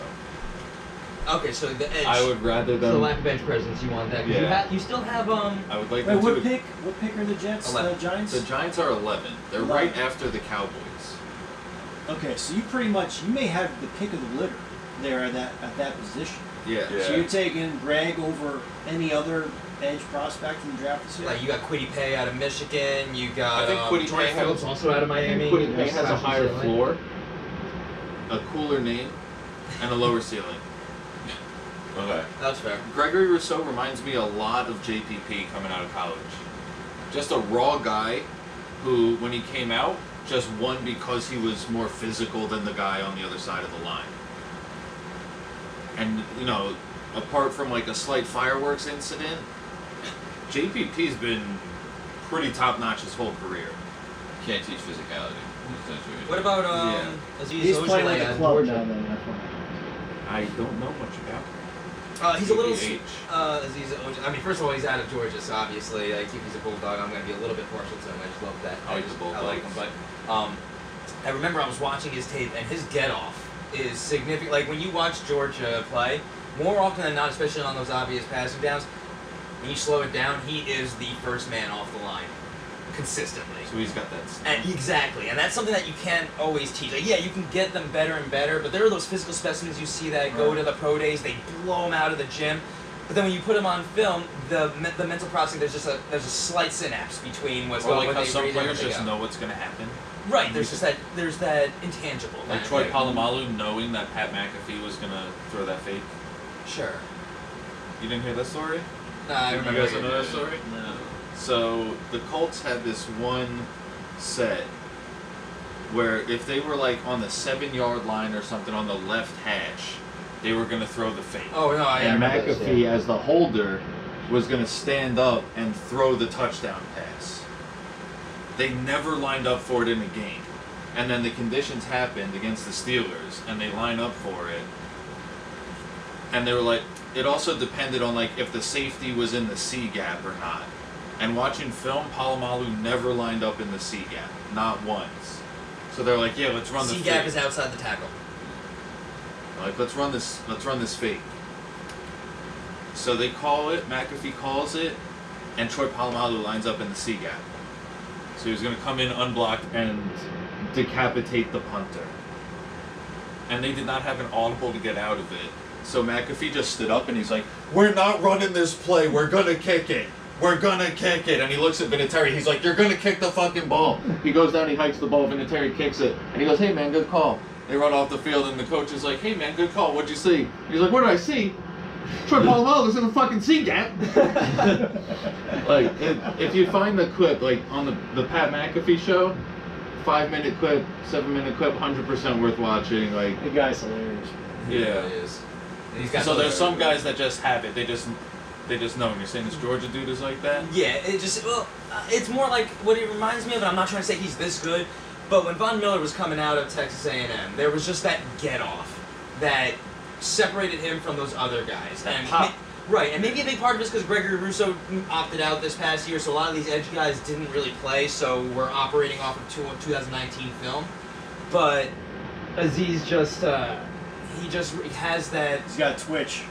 Yes, He's got, and coming from a Bills fan who's like, especially after we drafted Shaq Lawson in the first round, I really liked him, but he was more of that power edge setting D end than that guy. He was always one of the last guys off that Clemson line that year when he came out. And that was, ever since that's stuck in my head where it's like, if a guy is that slow off the line, it's not a guarantee and it might even not be likely that he'll achieve the ceiling you want because of that. Yeah, but I would like Gregory Rousseau. I mean, was it Greg? From you. Over. Well, let's play hypotheticals here. What if Jamar Chase drops in? I mean, I would rather Jamar Chase than Gregory Rousseau. You'll take But if I have to address edge, free agency or draft, and we have to address it in the first round, that's the way I would like to go. If that's the position they address. We have a wide receiver then. That is another need. You guys got rid of Golden Tate, obviously, to make some money, and because he'll probably some better. I don't think Jamar Chase is going to be there. I don't think so either. Just saying. And then, like, to beat the drum, what's his name? Devontae Smith? Devontae Smith, man. The Slim Reaper. I mean, I have a hard time saying that just because Kevin Durant was the Slim Reaper before, and I know it's a different sport, but Kevin Durant's still playing and is coming off a horrible injury and is absolutely demolishing him, even though he's hurt now again. But so calling him the Slim Reaper when somebody already kind of actually Kevin Durant didn't like that name, so sure, we'll call him Slim Reaper. You got Jalen Waddle too. Yeah. Jalen Waddle didn't win the Heisman Trophy.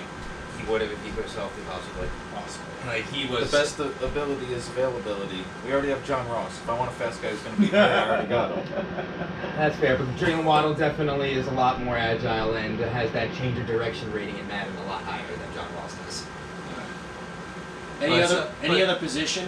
So wide receiver then. If you, I mean, linebacker. It never hurts to have too many linebackers. And Jerry Reese is there, Because so you might not actually- everybody agrees with me that 4-3 is better than 3-4. So, like, Who else do you even have anymore to play in like? you got Blake.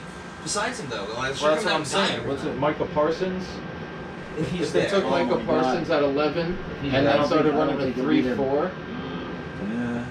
The two of them, that I wouldn't be too upset with that. But we're talking And about a bunch now of first round picks. You don't have 3 11th overall picks. Like, which one are you doing in the draft? Well, Which no, one I'm are you saying doing that each position, if we're addressing edge, that's how I'd like them to go with edge. If they're addressing linebacker, What if that's how I'd all like them three to are go there? linebacker. If all three are there, Who you taking? roll the fucking dice, man. We're trying to figure out I'd what's say your the- priority. I would to prefer address. Devontae Smith over the other guys. Okay. Plus, it's free agency or draft, so you gotta tell me. It's not like, oh, if these guys are here, it's there. It's like, which Well, I position? would like Kenny Galladay, if that. It's still a Well, there you go. possibility. Yeah, he's a free agent. Why isn't it? I would prefer Kenny Galladay over Devontae Smith. There we go. Okay, we're getting somewhere. So I would go that way. My bad. This stuff must be kicking in. I got you. No, that's fair. All right. So But you prefer to get like an established wide receiver to pair with Darius Slayton and Sterling Shepard at this point, as opposed to drafting one. If you can get one of those top end guys, obviously. I'm not saying There's like, no with Golden Tate leaving. There's no like leader in the wide receiver room. you don't think Sterling Shepard is ready to take that step? I think if Sterling Shepard was ready to take that step, they wouldn't have brought Golden Tate in. But they brought Golden Tate in. Was he only there for this last You year? need a small guy who can catch the ball and run around. So like we have that. They already had that. They didn't need Golden Tate for that. And you can also just chalk that up to questionable GMing, but that's just what I did. Sorry, not everybody has Brandon Bean as their GM. Yeah. What'd you say? Being after dark? Hashtag Bean After Dark. That's what I saw that was a thing going, and I'm like, I'm going to jump on this thing. Notice immediately. he had to take the toothpick out. He would have swallowed it. Just saying. Anyway. Okay, but we're understanding. So Am I the the wide only one receiver- not wearing green for St. Patrick's Day? Just might be. Well, I'm only wearing green because I'm a Jets fan. Your hat's not green? Are you sure it's not green? That's correct. Those pants are greenish. I'm blue. Okay, I'm just colorblind down here. We gotta get better lighting in this These studio. polarized lenses must be fun. All right, but so to summarize, we're hoping that for a top end free agent when it comes to the wide receiver position, and we're hoping to kind of get one of those younger edge rushers, especially because that free agency edge rushing group is kind of dried up. Yeah, it's a little stagnant this year. There's definitely no Chase Young. That's in true. this draft, right? Yeah, I mean, after the two Boses, it's like we got spoiled. But two Boses and Chase Young yeah. coming out of Ohio State, it's like you're just expecting that generational pass rusher now every year, and it's not there all the and time. It's not realistic to expect that. Just like it's not realistic to expect. There is depth though. like There's 5 great quarterbacks in every draft. not It's really a realistic. top end guy, but there's a lot of A depth. lot of depth. Yeah. For sure. Which is proving to be something that's incredibly important. That's why the draft picks are so valuable. Is because these guys not only are you developing on the back end, but they're cheap depth. Yeah. Like you don't have to now spend $5 million on a backup that's not going to play because you're spending $5 million for the next 4 years for a guy that hopefully will become a starter by year 3 or 4, and then will earn his second contract. Because you don't draft some guy hoping it's like, oh, I just need him for now. I mean, maybe the late guys, but those first guys, you're drafting them in like the first, second round because you are saying, I expect you to be good enough to take me for a second contract.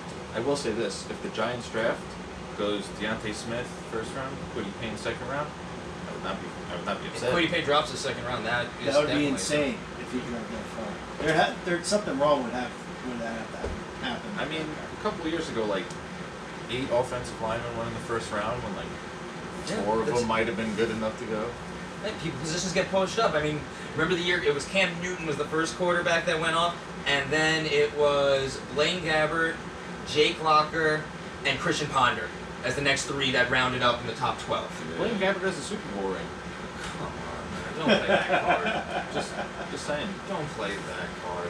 All right. So in saying that, You're not wrong, but don't play that card. where are the Bills going, or what's your biggest hole? Yeah, so it looks like we've got Phrasing? What was it? I said phrasing because you said No, what's your I'm biggest sorry. hole. What about edge Oh, rushers? You got a bunch of old folks. You got some olds. No, we You got definitely. a group of olds. No, so edge. I think that when it comes to the draft, especially high end in the draft, if we're doing anything, it's one of 3 things. It's your edge rush guy. So we got. This is another thing that's unique for me. I'm not used to being a Bills fan and picking at 30. The last time we picked, straight up, the last time we picked that late was 27, and we traded down with Kansas City while they took Mahomes and we took Trey White. Or it's not the first pick in the first round for the Bills. Right, or we take Epineza in the second round because that's our first pick because we traded it for Stephon Diggs. Great deal. Yeah, Stephon Diggs. After dark. Stephon Diggs is worth the first round pick. He's worth the first round pick. So It's a lot more than that. Sorry, Minnesota. That's building your team through the draft. Nah, I took him in fantasy 1 year too early. But anyway, so I definitely think edge rusher is. At this point, it seems like the Bills have. Barry Bean has a methodology, it seems, where he is going to say, I'm going to fill the needs, the absolute needs, in free agency. That doesn't mean I'm going to go get the top edge rusher. That just means I'm going to get enough guys so that way, when it's draft day, I am not forcing myself into a position based on need. I've got, worst case scenario, I've got serviceable, and I can take a guy who I want to, like I mentioned before, pay that second contract to if he develops to what I think he can. The way Trey White did, the way Deion Dawkins did, the way Matt Milano did. By the way, that was all one draft class. Sure, we missed Dante Jones too, so if you want to bring up that one, that was definitely that was also pre-Bean also, so anybody watching that wants to criticize me, yeah, I know. But anyway, and then Bean's first year, he drafts Josh Allen, Tremaine Edmonds in the first round, like he trades up for both of those and gets his guys, and those guys are likely getting their second contracts. Like you can just see that sort of thing. So it's hard for me to predict what we're going to go with the draft, but I would say that when it comes to the draft, I definitely think that we need to. Well, free agency or draft. Yeah, so you say edge rusher. Let's see. Yeah. So you With the said edge remaining rusher, edge like, rushers. Right now, who do you want to address in free agency? Right. Yeah. So that's First is the draft. that's a good question. Well, just who's available. Right. That's a good question because when it comes to the edge, there doesn't seem to be a lot of those guys. At least the top end guys. Right, because we were talking about that earlier, like, with the Jets, like, we were talking about free agency, like, we got our edge, and we're good with what we did, so we had said there's not really anybody left there, so if you were going to go edge, it would most likely be draft, and who are you drafting at 30?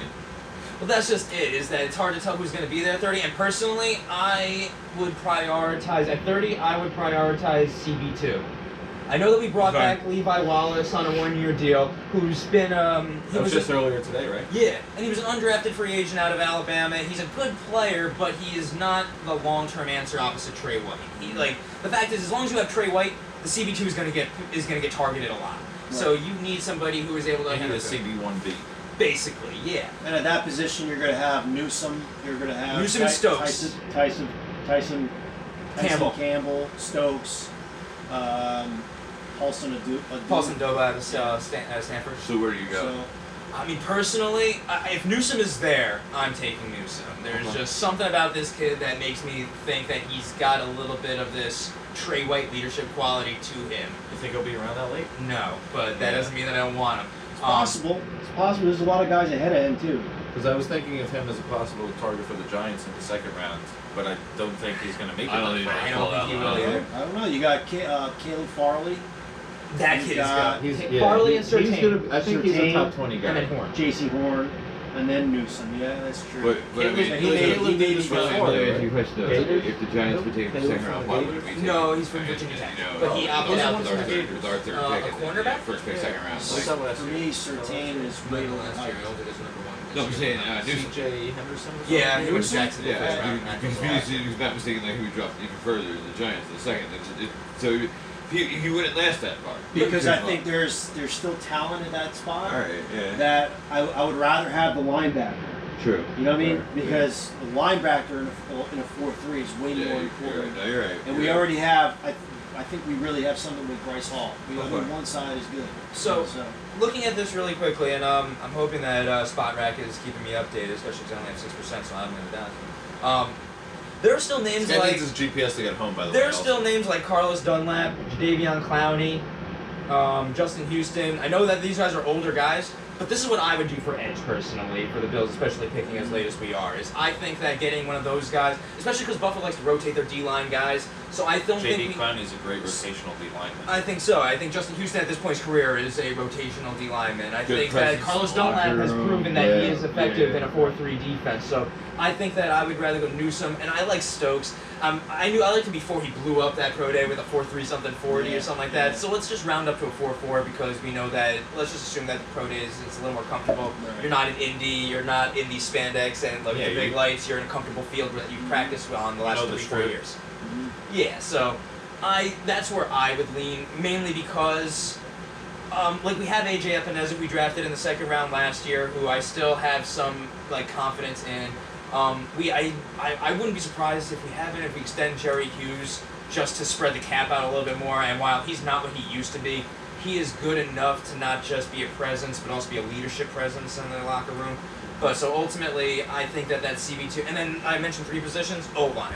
Because you have 5 starting O-linemen, people get hurt, things don't work out the way that you had them planned. Having depth at O-line matters, and I think that this year, because they don't have those big name tackles like last year that had, there's going to be a good amount of serviceable and versatile offensive linemen that are there at the turn between the end of the first, beginning of the second.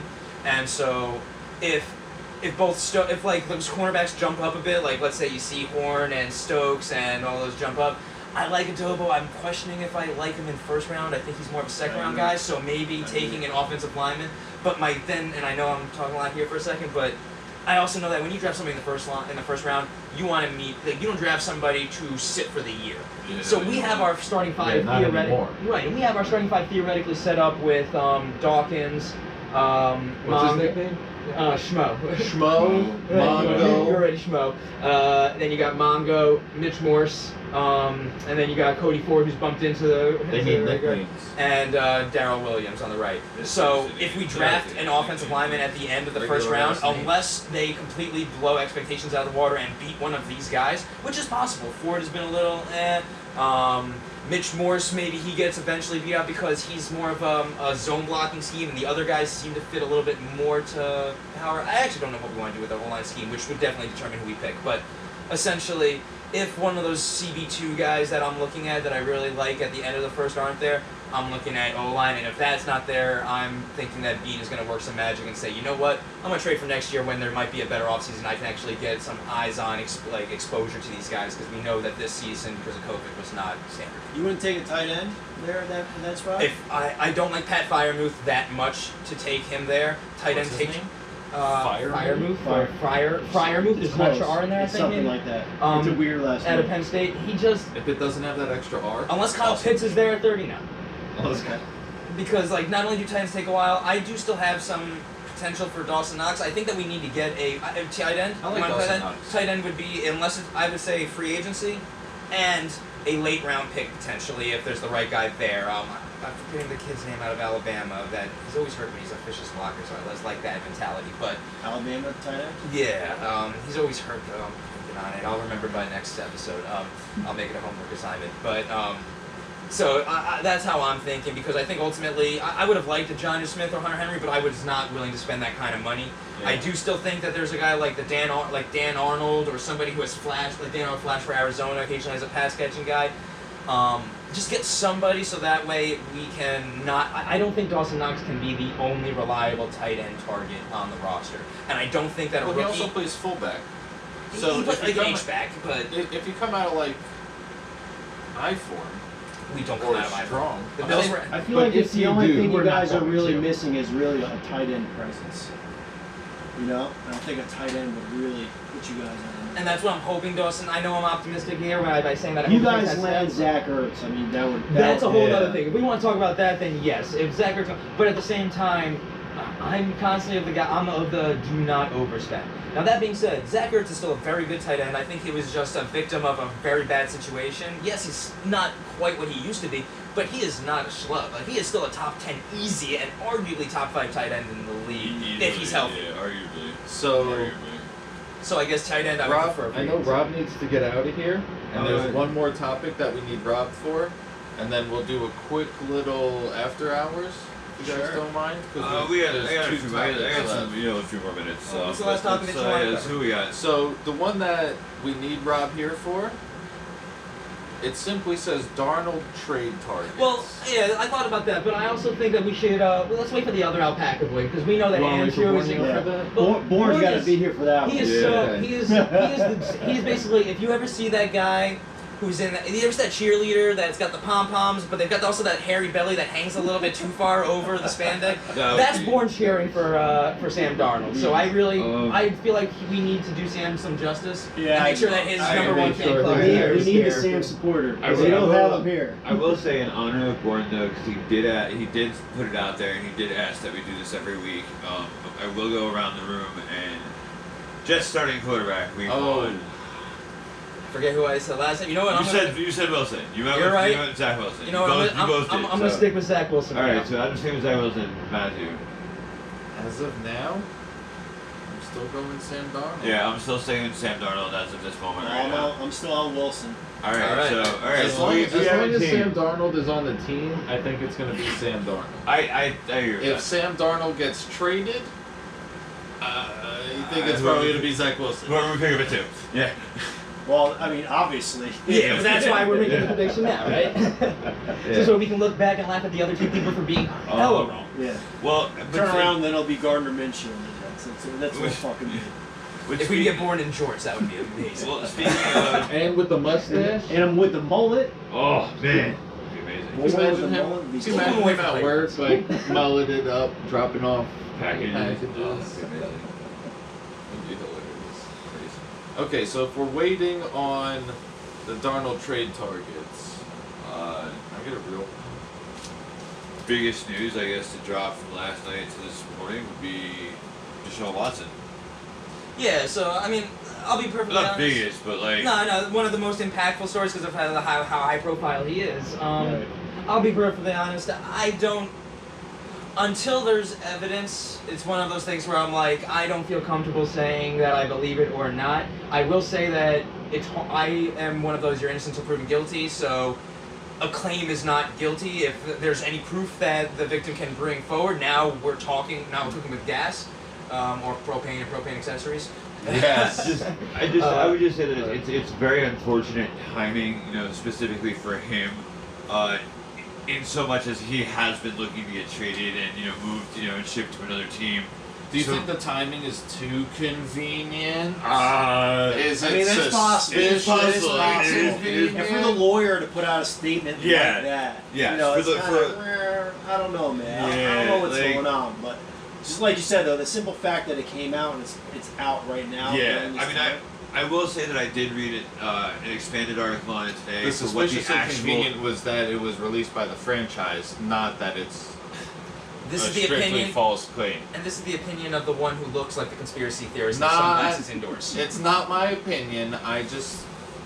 Someone's gonna say it. So if it turns out to be that, are you gonna say I was right? No. Oh, Okay. I will be just as surprised as everybody else Okay. if that's how it ends up coming out. You're not editing this part out, right? No, I will not edit this part. I will not edit this part out. I'm like, just watch. I'm like, just watch. Somehow that's not gonna make it to YouTube. And then like 2 weeks from now, it's like, I told you I was right. You're like, I thought, wait, you said you weren't gonna edit it out. It's like, Prove it. It's like, this is why you should watch film. I don't think that that's what it is. But like, first-hand what if account. it's some like crazy corporate conspiracy to like reduce the Deshaun Watson trade The value? risk is. You know, Juice ain't worth the squeeze. the The future juice ain't worth the squeeze. Okay. exactly the future Funny risk to that the you use the word franchise. juice. I use juice because of OJ. Yeah, the future. On the field. Who was On the proven field. innocent But the in first the time. court of his peers. The future Riddle is risk civil to the future risk to the franchise and the NFL, like as a whole organization, if something like that was to come out and be proven true, would just be disastrous overall to the point where like you couldn't do it. You don't think they could pay people or shoot people like in the movies? I would be less surprised if Dan Snyder did it in an attempt to make everybody think that he's not the worst owner in the Is he the NFL. pretzel guy? Like He's I think I the asked you Washington. that No, before. no, I don't think so. He didn't make his money in pretzels, Snyder's pretzels from Hanover. I mean, I know what person you're talking about, but I don't think that. That's not the same guy. also not one of our sponsors. It's Robert None of these Kraft. are our sponsors, and no Robert offense, Dan Kraft, the Snyder, I cheese don't guy? want your money. Is Robert Kraft the cheese guy? Yeah. His Yes. wife, yes, yeah, He's also the massage parlor guy. yeah. You know, I thought that felt like mustard. Oh, it was mayo. And on that. Oh, that's Kraft Heinz. Never mind. None of them give us money, so I really don't give a shit. What If they else? wanted to give us money, I would give a shit. But I don't think we're gonna do that. I mean, if Taco Bell wants to just give me like extra Diablo sauce, I'd be happy with that. Some shit. Bastards. So we got the 4-minute drill. That's right. That's the last thing on the agenda, and then we're out of here. All right, we got 4 minutes. Back to real life. 4-minute drill around the league. 4 minute drill. Let's start talking. Are we somebody load up the order of teams, and we'll go as fast as we can. The order of teams. It's the order of teams, alphabetical. I can do it by division. Fine, do it by division then. All right, you're Fucking starting with our teams. Rain Man over here. Fine, if we're not going Jets and Bills, let's go with the Dolphins. The Dolphins. What are they doing at 3? Rapid answer. One more person. What are they doing at 3? Sewell. Yeah, so Oh, Sewell, the offensive You lineman. think they keep Tua? Yeah. It's possible. All right. That's What? why I think they're going to take They the just, line. New England, do they go quarterback or not? No, they just They'd have to picked trade him. up for it. They didn't pick him much, but that's fair enough. All right, let's move over. Kansas City. What are they doing with that O-line? They're going to continue to build it through free agency. Best, But I think they there go. aren't many I think they people go left. best player available. yeah, I think Casey goes that. All right, Chargers. Do you think Justin Herbert takes a step back? No. Yes, because he doesn't have Hunter Henry. That's quite possible. He did really like that target. The Las Vegas Raiders. Do you agree Unless with they me? trade up to get Kyle Pitts. Fair. Do you think that John Gruden, like I said, is ruining the Raiders? Yes. Yes. I know you're a John Gruden fan, so I'm putting you on the spot here. John Gruden's watching. Gruden, if you're watching, I don't think you're ruining the Raiders Because they were pretty garbage can when you got there. All They right. were neighbors with Oscar the Grouch. Denver Broncos. Drew Lock. Starting quarterback week 1, yes or no? Unfortunate. Yes. Yes. Oh. I What think pick do they're they still. have? I think they're still looking for his competition, but yes. I want to say the 9. I'd say Drew Lock is probably like the 36th best quarterback in the NFL. That's not good. There's only 32 teams. In So, case for yeah, those that's leagues. right. Right in So- front of Sandberg. Yeah, I think they're still looking for his competition in that role, All right. but yes. Gotta Drew keep Lock moving is though. starting. Jacksonville Jaguars. I say Urban Meyer is a mistake. Who agrees with me? Man. Um, I'll don't have agree. to. I'll agree. Yeah, I'll agree. I'll agree. disagree.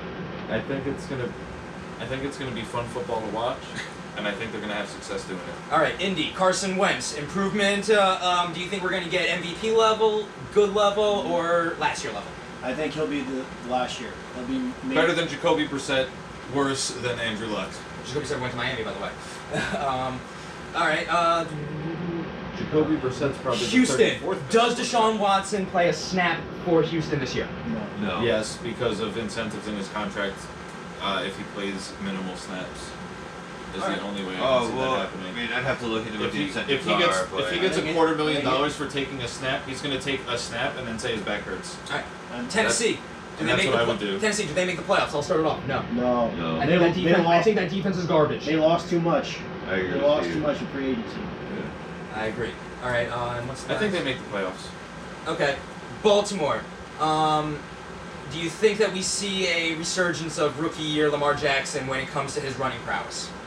I think it depends on how the rest of their free agency shakes out and the draft.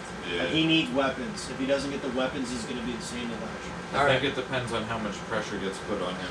If he has the opportunity to get rid of the ball, he's not going to have to. They got Kevin Zeitler, so that helps. But if he has to run, I mean, you know, if the guy gets chased around, If it's all on he's him, going to be I think scrambling we get around. Yeah. good. Pittsburgh Steelers, do they make the playoffs? I'm going to say right now, no. No. That defense lost way too many integral pieces. No, I think Big Ben doesn't make it past the second half of the season. I think the other teams in the division have gotten better than they've been.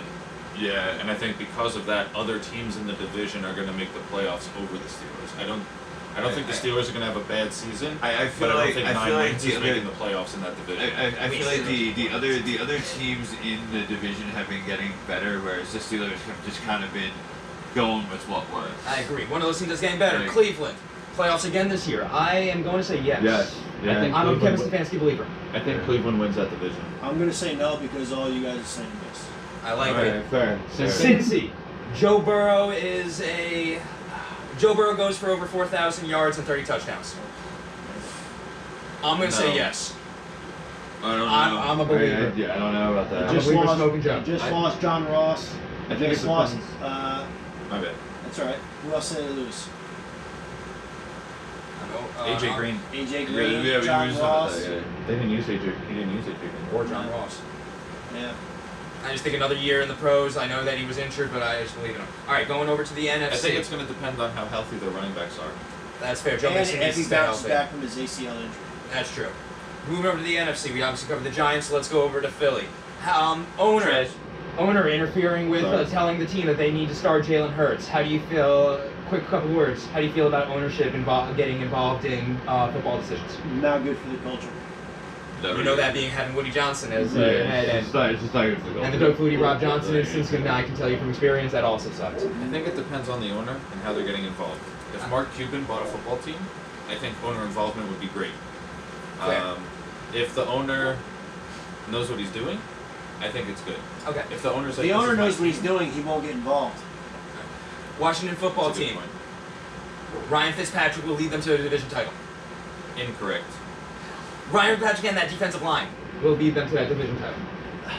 I love Ryan Fitzpatrick. Is just maybe fucking one wild. of my favorite players of all time. Yeah, just at to this watch. He's just point. fun. I'm gonna say watch. yes because I believe in the match. Yeah, like Okay. Fitzmagic, you somehow his first season with the team. There's just I'm always. still I have to taking say the underdog. no. I'm going with the Giants. I have to say no. I don't know what it is. And like- Cowboys. Dak is going. Dak will come back not having missed a beat on offense. The team may still suck. I don't care about the record, but Dak will come back and still be a top 5 statistical quarterback. No, because of the severity of that injury. And I know that Bryce Hall, our cornerback, it took a year and a half for him to actually get back on the field. It may take him longer to get back on the field than we all think. Okay. I think Dak's still going to put up good numbers just because of who he's getting the ball to. Right? Zeke demands attention, so you have to bite on play action because if you don't, Zeke's tearing off for 30 yards. But also when your options are like Michael Gallup, CeeDee Lamb, CeeDee Lamb, Amari Cooper, like you throw a 5-yard pass and then the guy takes it 20 yards, you get 20 yards. We're sorry, this 40-minute drill is turning into a 4D-minute drill, but you can deal with that. I guess. But we're getting faster. Anyway. No, we won't. It's not the only one talking I got on for moving over. Let's go Seattle. Seattle will miss the playoffs, true or false? I'm going to say true. True. Russell Wilson will not be the starting quarterback in week 1. False. Ooh, bold statement. He'll still be there for this. This year, too much dead cap. I think he'll be there this year. He might get traded next. The dead Alright. cap, like we talked about at the beginning of the episode. Exactly. San Fran will bounce back after a disappointing year because of all those injuries and regain the NFC West run. Who's throwing the ball for them? Jimmy Garoppolo at this point. Jimmy G. Oh man, I'm gonna say they bounce back. I think You I think think they they division? bounce back. I think they Okay, bounce back, so yeah. moving else in that division. Kyler Murray will be in the MVP conversation by the end of next year. True. Yes. I'm False. gonna say false too. I think I that think I they think win that the offense division. is too gimmicky. I think eventually people will figure it out, and I just don't think it's got the longevity that people think it is. Just how wow factor. I think they're gonna win the division though. I thought we just said San Fran was. I didn't say that. I didn't. Okay, sorry. If we did, All right, the Rams. Let's see here. Matt Stafford is the missing piece for Sean McVay's offense to go to the Super Bowl. False. False. So a lot of I people are think putting that he's. team there. I think Matt the same thing that Stafford going happened to off him for with the 4,500 Lions yards happens probably to, true. happens to him and the Raiders. I think it's the same story. All right, moving division over. New Orleans. Jameis Winston or Taysom Hill? Who's the starting quarterback for New Orleans week one? Taysom Hill. I'm gonna go Jameis. Yeah, I'm going I'm going Jameis. That's a wild card. If you're right, Taysom you Hill wrote that is one going down, to please. be starting at some other position. Okay. Or he's gonna be the first backup at every position. Atlanta Falcons just recently restructured Matt Ryan's contract to push it another 2 more years, which makes it more difficult for them to move on from him in the future because of the dead cap hit being later on instead of this year. Do they draft a quarterback in the first round and groom him under Matt Ryan this year? Yes or no? Yes. I would. Simply because after this year, the next year or so, there's not projected to have the type of talent at the quarterback position as they have this year. So there you go. Yeah. They say that now, but then this time next year they're gonna be like, this guy's the next big Possible. man. That's Like possible, but they they're do every year. making the decision this year. Yeah. I think that they're going to build around him. I don't think they're going to draft a quarterback personally. Carolina. How old is Matt More Ryan? like what's it? How old is Matt Ryan? 34. 34, 36. That's a big difference. Possibly. If he's 36, they're not building around him. If he's 34, they are. Yeah, I know. Tampa Bay will win that division. Part 1, they'll win the division. Part 2, they'll make it back to the Super Bowl. I'm going to say yes and no. Yeah, I was gonna say yes. I'm gonna keep saying no and no every year because it's Tom Brady. And Yeah, that's what it is. like That's fair, but every time I say no to Tom Brady, he proves me wrong. I'm gonna say yes no to that. That's all right. All right, One of these years I'll be right. Carolina Panthers. Most likely to be a starting quarterback for them next year. Teddy Bridgewater, Deshaun Watson, other. Other. I think they move up in the draft and they take another quarterback. I'm gonna say Teddy Bridgewater. I'm gonna go Bridgewater. I'm going to go Deshaun Watson. I think that the owner really wants it that badly. He does not care, and eventually the Texans will have to fold if this thing gets cleared up. He didn't really do anything, and You think the owner's gonna get involved that much? yes, this owner is a very aggressive person. Everything I've read about him has shown that he hasn't made his money not betting big. I definitely think he understands a quarterback is essential. Okay. Let's see here. Chicago Bears. This is Matt Nagy's final season. Easy question. I'm going to say yes. Yes. Andy Dalton is not a savior. Oh man, I'm gonna. If the Red Rocket comes in and throws 4,000 yards, maybe he is. Allen Robinson can't catch for 3,500 yards. No, they gotta get a quarterback. They still have a chance. They're still. I mean, they could still get. They're picking at 22, I think, or something, right? 'Cause they made the playoffs. They backed in, but they made the playoffs. No, I think they keep Andy Dalton, but I think Andy Dalton may be their number 2 quarterback. Oh, I see. I think they're still maybe in the running for one of these high-profile quarterbacks, Sean Okay. Watson or Russell Wilson. All I right. know they just made an offer for 3 firsts, a 3rd-round pick, and 3 starters, and Seattle declined. So I think that. So at least they're working, and that's. I think that they're not giving up. I think they're taking the insurance policy with Andy Dalton, and then, as we get closer to the draft, I think they make another offer. All right. Because that would be pretty awesome. Russell Wilson throwing the ball to Allen Robinson. It would be fucking awesome. Yeah, but they weren't able to swing. They tried to offer it. Seattle's not moving. That's why I said it was going to be Russell Wilson for this year, not until next year, because Seattle is not willing to move him until they have a contingency plan at quarterback in place, whether they're getting it from the other team or a draft or free agency. Let's see, Bears. The Lions. Dan Campbell in his first season will win more games in a single season than Matt Patricia ever did. Oh man. You know what? I just don't like Matt Patricia. I'm going to say yes. What's Matt Patricia's Best total record? Total win count as a. Was he 3 Detroit years? Lions coach. He was 3 years and might have had double-digit wins. Maybe. I don't know. Whatever it was. We gotta look that up. I think I'm at It wasn't good, whatever it was. It was No, it wasn't. So I'm gonna say yes, just because I feel like it's like betting the field in craps. You just Oh, have a sheer yeah. more number of them. On one roll. Not that we. played those. Around, I say yes. I'll say yes. All right, Yeah, I'm gonna go yes there too. Green Bay. Green Bay will going no. finally. I'm going no, because Jared Goff's not good. Green Bay. This isn't just for this year. Jordan Love will never take a meaningful regular season stat for the Green Bay Packers, I'm gonna say yes. I'll say yes. Yeah. I'm gonna say that's gonna go down as one of the agree with that. worst blunders ever, and Aaron Rodgers is going to make fun of it in his retirement when he has a radio show. He's gonna be every week on Pat McAfee's show grilling the Packers for doing that. Let's see here. Should we have That one. Oh, the Vikings. This will be Mike Signed Zimmer's. Dalvin Tomlinson. They did that. They signed someone else too, right? AJ Green. I don't even know where to go with this team. You know what? You know what? I don't think the Vikings will finish over 500. What do you guys think? I think they'll I finish think- 8-8 at best. I think 8-8 at best is a. No, I think they may win another game or two, but they won't make the playoffs. I just feel like they're too conservative. They just keep Yeah, I don't- they keep I the don't same see formula, and it's not Kirk a good Cousins formula. is historically will choke and fuck something up, and they're fucking. Yeah. I feel like right around that 8-8 is yeah, like right. Yeah, right 8-8, around 7-6. there, like, yeah. I don't think they're getting better than 8-8. I think they have a chance, but I still don't think they'll go anywhere with their record. And I think that wraps up. That's all 8 of our divisions. So I'm sorry it was more than 4 minutes, but we got through them all. Yeah, at least we didn't call it the 2-minute drill. Oh, that would have been just a blatant lie. Yeah.